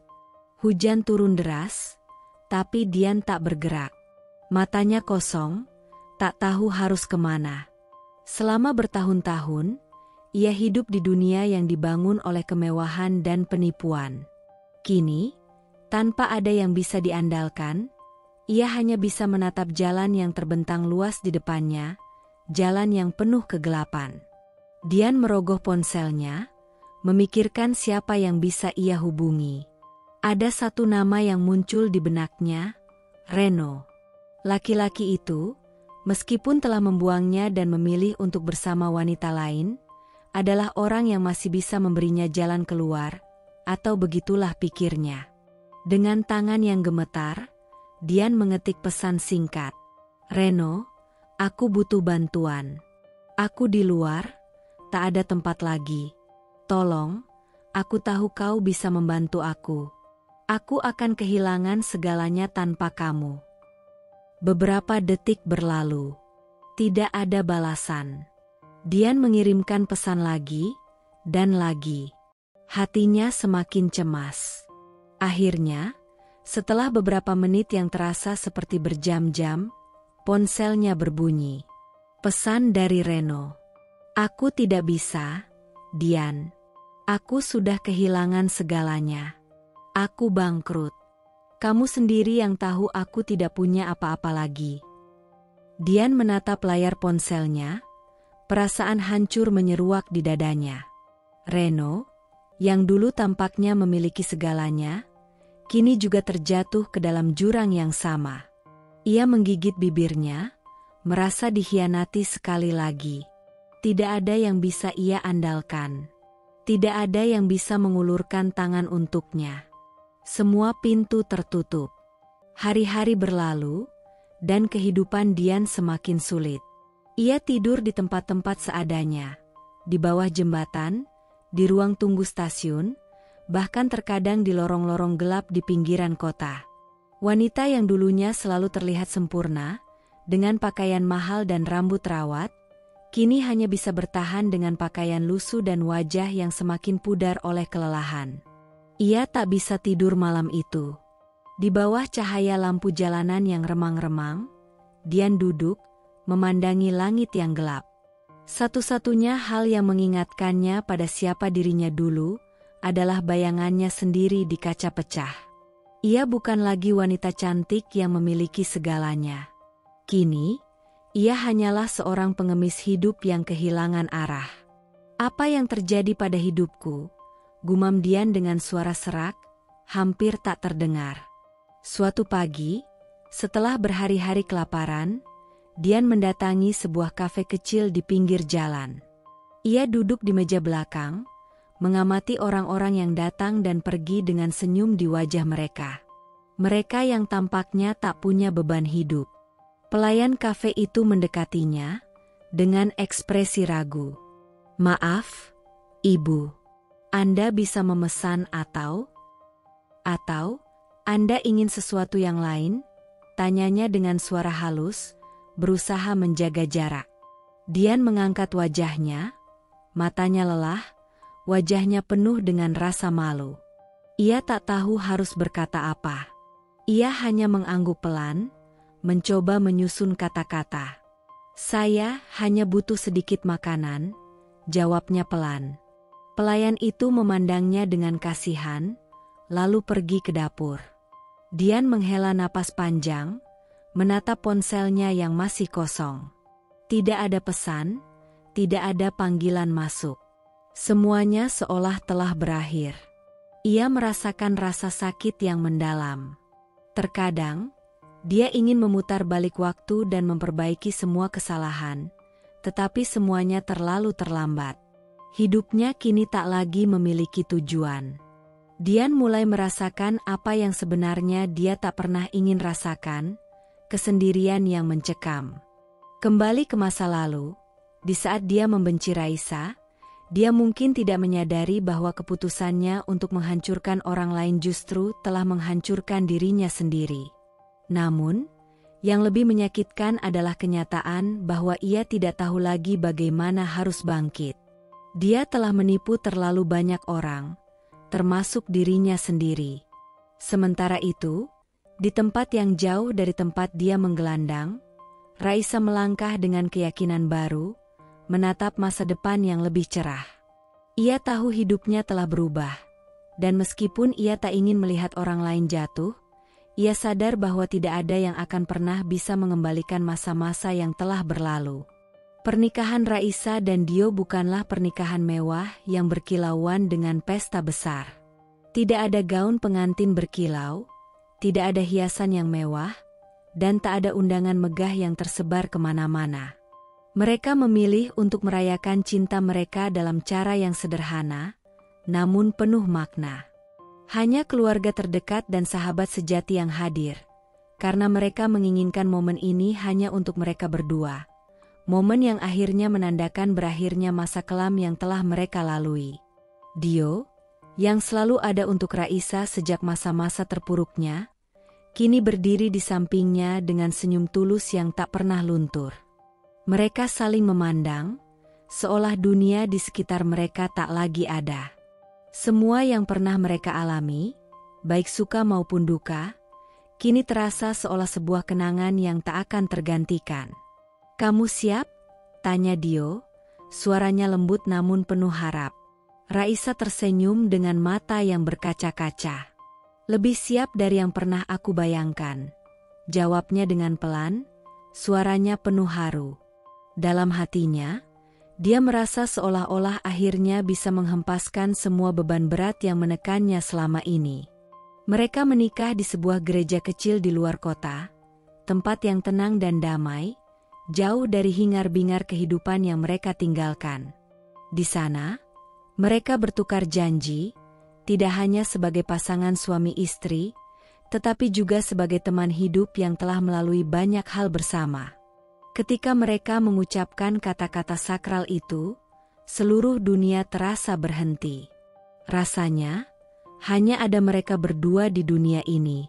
Setelah menikah, hidup mereka berjalan dengan penuh kebahagiaan yang sederhana.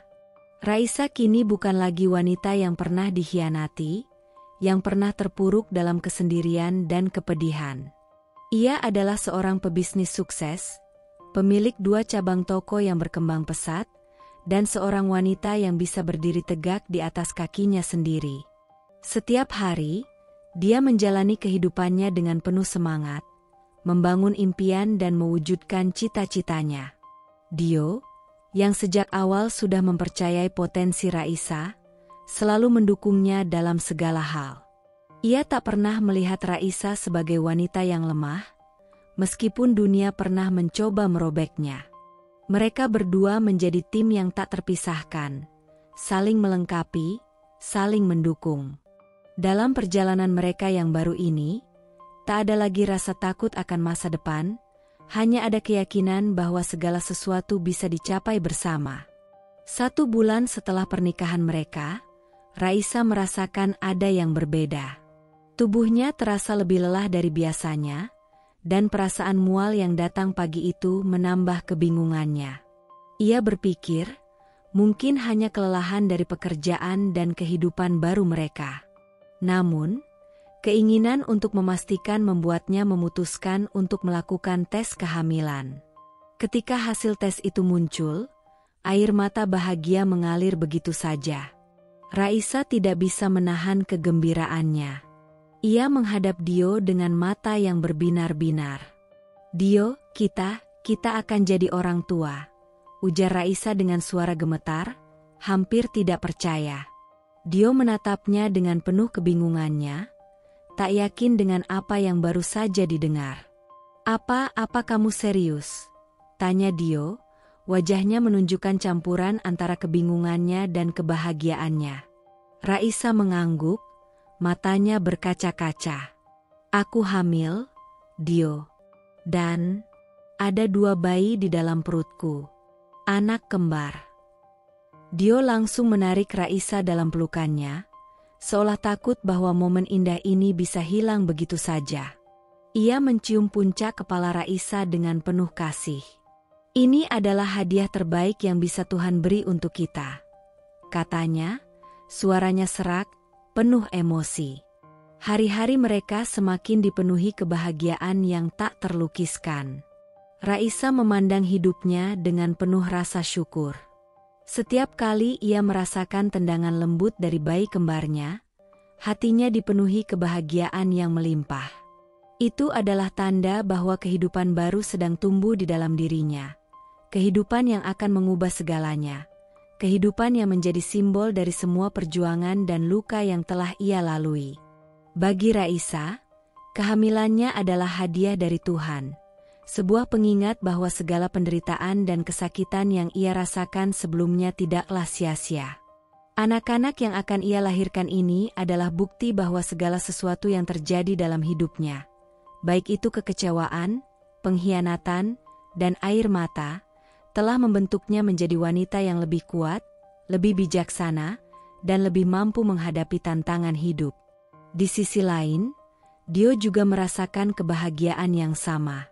Ia melihat Raisa, wanita yang dulu terluka dan terjatuh, kini bangkit dan menjadi sosok yang luar biasa. Mungkin, mereka berdua tidak mendapatkan awal yang sempurna, tapi mereka tahu, cinta mereka adalah cinta yang sejati, yang mampu mengatasi segala rintangan. Raisa duduk di ruang tamu rumah mereka yang baru, dikelilingi oleh tumpukan peralatan bayi dan buku-buku tentang kehamilan. Dio duduk di sampingnya, meraih tangannya. "Kamu siap jadi ibu?" tanya Dio, wajahnya dipenuhi kehangatan dan cinta. Raisa tersenyum, matanya penuh dengan rasa bahagia dan harapan. "Lebih dari siap, Dio. Aku sudah menunggu momen ini sepanjang hidupku." Hidup mereka berjalan dengan penuh cinta, meski penuh tantangan. Kehadiran anak kembar yang akan datang semakin mempererat ikatan mereka. Raisa merasa bahwa dirinya telah menemukan kedamaian dan kebahagiaan yang seharusnya ia dapatkan sejak lama, bukan dari dunia luar, melainkan dari dirinya sendiri dan orang yang benar-benar mencintainya dengan tulus. Tidak ada lagi yang perlu ia takuti. Tidak ada lagi pengkhianatan yang harus ia hadapi. Hidupnya kini dipenuhi dengan cahaya, bukan hanya dari kesuksesan yang ia raih, tetapi juga dari cinta yang tulus yang ia temukan dalam diri Dio dan dalam dirinya sendiri. Hari itu adalah hari yang penuh kebahagiaan bagi Raisa. Pernikahan sederhana dengan Dio telah mengubah hidupnya sepenuhnya. Dia merasa diberkati dengan cinta dan kedamaian yang selama ini ia impikan. 2 cabang toko, kesuksesan yang ia raih dengan jerih payah, serta kehamilan kembar yang semakin mendekat, semuanya menjadi simbol dari kebahagiaan yang hakiki. Namun, dalam perayaan penuh kebahagiaan itu, di tengah tawa dan sukacita, ada satu kejadian yang datang tanpa diduga. Tiba-tiba, di tengah-tengah acara, Raisa melihat seseorang yang tidak pernah ia harapkan datang. Dian. Dian, yang dulu selalu terlihat sempurna dengan segala kemewahannya, kini berdiri di pintu gereja dengan penampilan yang jauh berbeda. Wajahnya pucat, rambutnya kusut, dan pakaian yang ia kenakan lusuh dan kotor. Matanya tampak lelah, dipenuhi dengan isak tangis yang tak bisa lagi ia sembunyikan. Seluruh hadirin menoleh, dan di antara mereka, Raisa bisa merasakan hawa yang tiba-tiba menjadi tegang. Dian, yang dulu begitu percaya diri dan angkuh, kini terlihat rapuh, seolah-olah dunia yang pernah ia bangun runtuh di hadapannya. Raisa menatapnya dengan ekspresi datar. Hatinya bergejolak, tetapi ia berusaha tetap tenang. Sebuah perasaan yang sulit dijelaskan mengalir dalam dirinya, antara kebencian yang mendalam dan rasa kasihan yang tak bisa dihindari. Dian berjalan perlahan menuju Raisa, setiap langkahnya seperti diiringi beban yang begitu berat. Tangannya terulur, mencoba meraih perhatian Raisa, yang tetap berdiri dengan sikap tegap di hadapan altar. Suaranya serak saat ia akhirnya berkata, dengan nada memohon, "Raisa, maafkan aku. Aku benar-benar menyesal. Semua yang aku lakukan, itu kesalahan besar. Aku hanya ingin semuanya kembali seperti dulu. Aku tidak tahu bagaimana semuanya bisa menjadi seperti ini." Air mata mengalir deras di wajah Dian, dan tubuhnya tampak goyah, seolah tak sanggup lagi bertahan dengan rasa bersalah yang menghimpitnya. Ia merasakan kehilangan yang begitu dalam, kehilangan yang jauh lebih besar daripada semua yang pernah ia raih dengan cara yang salah. Namun, Raisa tidak berkata sepatah kata pun. Dia hanya menatap Dian dengan mata yang kosong. Tidak ada amarah, tidak ada kebencian yang ditunjukkan. Yang ada hanyalah kesunyian yang menyesakan, kesunyian yang mengisi seluruh ruangan dan menenggelamkan segala yang pernah ada di antara mereka. Dian menunggu, seolah berharap ada sedikit maaf yang akan keluar dari bibir Raisa, berharap sedikit saja hatinya bisa diterima kembali. Tapi Raisa tetap diam, matanya menatap Dian dengan tajam, seperti pisau yang menembus jiwa. Akhirnya, setelah beberapa detik yang terasa seperti berjam-jam, Raisa membuka mulut, suaranya begitu tenang. Namun setiap kata yang keluar terasa seperti sabetan pedang yang tajam. "Aku memaafkanmu, Dian," ujar Raisa pelan, tetapi pasti. Tapi hidup tidak akan pernah memaafkan orang yang menghancurkan keluarga dan mencuri suami orang. Kata-kata itu menghantam seperti petir yang menyambar Dian. Ia merasa seperti terhempas dari langit, jatuh ke dalam jurang yang dalam. Tidak ada yang bisa ia katakan lagi. Tidak ada pembelaan yang bisa ia keluarkan untuk memperbaiki semuanya. Dian terdiam, mulutnya terbuka sedikit, tetapi tidak ada suara yang keluar. Ia tahu bahwa apa yang telah ia lakukan tidak bisa lagi diperbaiki. Pengkhianatannya terhadap Raisa, terhadap keluarganya, terhadap Pak Bram, dan terhadap dirinya sendiri, semuanya telah mengubah takdirnya. Kehidupan ini tidak memberi tempat bagi orang-orang seperti kamu, Dian, lanjut Raisa, suaranya sedikit bergetar, tetapi tetap teguh. Kau memilih untuk menghancurkan semuanya, dan sekarang kau harus menanggung akibatnya. Raisa menatap Dian untuk terakhir kalinya, lalu berbalik dan kembali ke sisi Dio, yang sudah menunggunya dengan tatapan penuh kasih dan perlindungan. Tanpa berkata apa-apa lagi, mereka melanjutkan acara pernikahan mereka, meninggalkan Dian yang terdiam dalam keputusasaan, berdiri sendirian di tengah ruang yang kini terasa semakin hampa. Dian berdiri begitu lama di sana, merasa seperti dunia runtuh di sekelilingnya. Ia merasakan beratnya penyesalan yang tidak terucapkan, penyesalan yang terlalu besar untuk bisa diterima atau dipahami oleh orang lain. Tidak ada yang bisa memperbaiki keadaan. Tidak ada yang bisa mengembalikan semua yang telah hilang. Ia telah menghancurkan segalanya. Dan kini, ia hanya bisa menyaksikan kebahagiaan yang tak lagi bisa ia miliki. Dengan langkah pelan dan lemah, Dian berjalan keluar dari gereja, melangkah ke jalan yang panjang dan sepi. Langkahnya terasa berat. Setiap langkah penuh dengan penderitaan yang tak terucapkan. Ia tahu, saat ini, ia tidak lagi memiliki tempat untuk pulang. Semua yang ada di dunia ini telah meninggalkannya. Namun, dalam hatinya, Dian tahu bahwa satu-satunya orang yang benar-benar bisa memberinya pengampunan adalah dirinya sendiri. Tetapi untuk itu, ia harus menemukan cara untuk mengampuni dirinya. Sesuatu yang jauh lebih sulit daripada yang pernah ia bayangkan. Waktu terus berlalu, dan tak ada yang bisa menghindar dari karma yang mengikutinya. Setiap tindakan, baik atau buruk, pada akhirnya akan membawa hasil yang setimpal. Dian, yang dulunya begitu percaya diri dengan kecantikan dan kekayaannya, kini hidup sebagai wanita jalanan. Dunia yang pernah ia kenal, dunia yang dipenuhi dengan kemewahan dan kebanggaan, telah hancur berantakan. Dia berjalan di trotoar yang sibuk, tubuhnya lusuh dan wajahnya muram, terpaksa menerima nasib yang telah ia ciptakan sendiri. Tidak ada lagi yang mengenalnya dengan kasih, tidak ada lagi yang melihatnya dengan hormat. Semua orang menjauhinya, menganggapnya sebagai sampah masyarakat yang pantas dibuang. Dian seringkali duduk termenung di pinggir jalan, mengenang semua kesalahan yang telah ia perbuat. Setiap kali matanya melihat pasangan bahagia atau keluarga yang penuh cinta, Hatinya dipenuhi dengan penyesalan. Ia tahu bahwa tidak ada jalan untuk kembali, dan ia harus hidup dengan beban itu selamanya. Tidak ada lagi yang bisa membantunya, tidak ada lagi yang bisa memaafkannya. Dunia telah membuangnya, dan kini ia hanya bisa hidup dalam bayang-bayang kesalahannya. Sementara itu, Pak Bram, yang dulunya begitu keras dan penuh kekuasaan, akhirnya memasuki masa pensiunnya.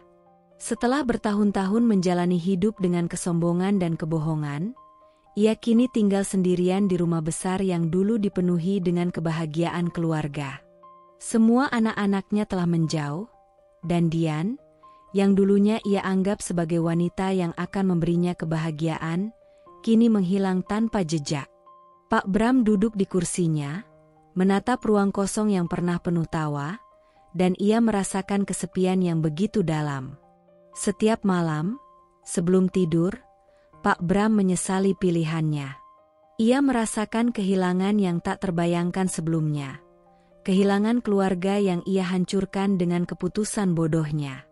Ia sadar bahwa semua yang ia lakukan hanya untuk memenuhi egonya sendiri, sementara ia mengabaikan orang-orang yang sebenarnya mencintainya.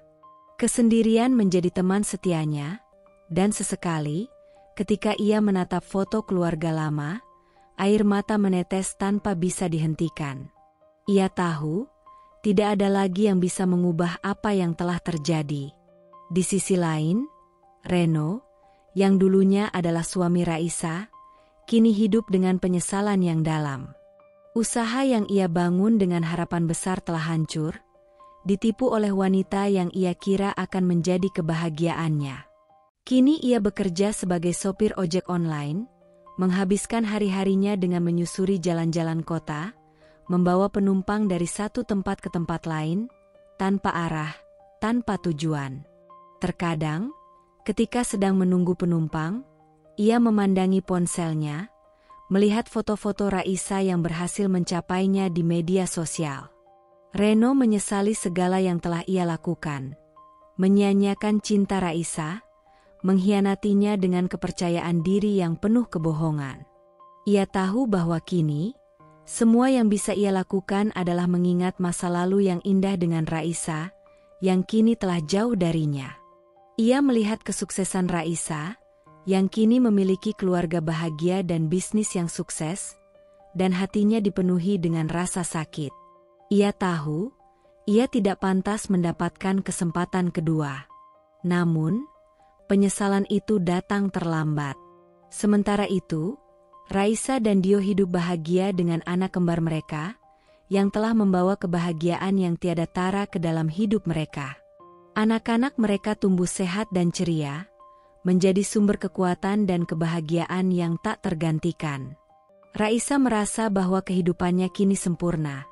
Ia memiliki keluarga yang penuh cinta, suami yang setia, dan masa depan yang penuh harapan.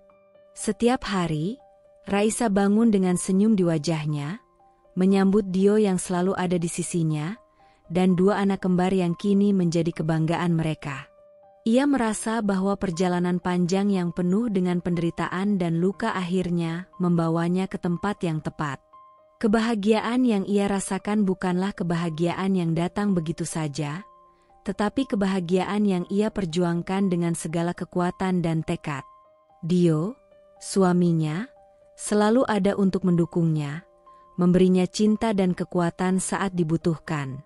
Mereka berdua menjadi pasangan yang tak terpisahkan, saling melengkapi, saling mendukung, dan membangun masa depan yang penuh cinta. Raisa tahu bahwa hidupnya kini penuh dengan kesetiaan yang ia dambakan, cinta yang tulus, dan keberhasilan yang tidak didapatkan dengan cara yang salah. Ini adalah buah dari segala kerja keras, pengorbanan, dan ketulusan hatinya. Ia telah melewati banyak cobaan, tetapi kini ia bisa merasakan kebahagiaan yang sejati, sesuatu yang dulu hanya menjadi impian. Karma memang datang dengan cara yang tak terduga, tetapi pada akhirnya, yang baik akan selalu mendapatkan balasan yang setimpal. Dan bagi Raisa, Kebahagiaan yang ia raih adalah bukti bahwa kebaikan dan kesabaran selalu membuahkan hasil yang indah. Kini, ia telah menemukan rumahnya di dalam pelukan cinta yang sejati. Cerita ini menggambarkan betapa dalamnya luka yang bisa ditinggalkan oleh pengkhianatan dari orang terdekat. Bukan hanya dari pasangan, tapi juga dari keluarga sendiri. Dian, sosok pelakor yang licik, berhasil menghancurkan keluarga Raisa dengan cara yang keji. Merebut perhatian suaminya, lalu menggoda bahkan menikahi ayah kandung Raisa demi harta dan status. Namun hidup bukanlah tempat bagi kejahatan untuk abadi. Raisa yang awalnya tersungkur dan terbuang, bangkit perlahan dengan kekuatan hati dan dukungan dari orang yang benar-benar tulus mencintainya. Dalam perjalanan penuh luka itu, Raisa tidak hanya berhasil memulihkan dirinya, tapi juga membuktikan bahwa balas dendam terbaik adalah kebahagiaan dan keberhasilan. Sementara Dian harus menerima kenyataan pahit, dijauhi, ditinggalkan, dan hidup dalam kehancuran yang ia ciptakan sendiri. Reno pun harus menelan karma, karena lebih memilih wanita licik daripada istri setia yang mencintainya sepenuh hati. Akhir cerita ini memberi pesan bahwa sebesar apapun pengkhianatan dan kejahatan, kebenaran dan keadilan akan selalu menemukan jalannya. Dan karma akan datang, cepat atau lambat, dengan cara yang tak terduga tapi setimpal.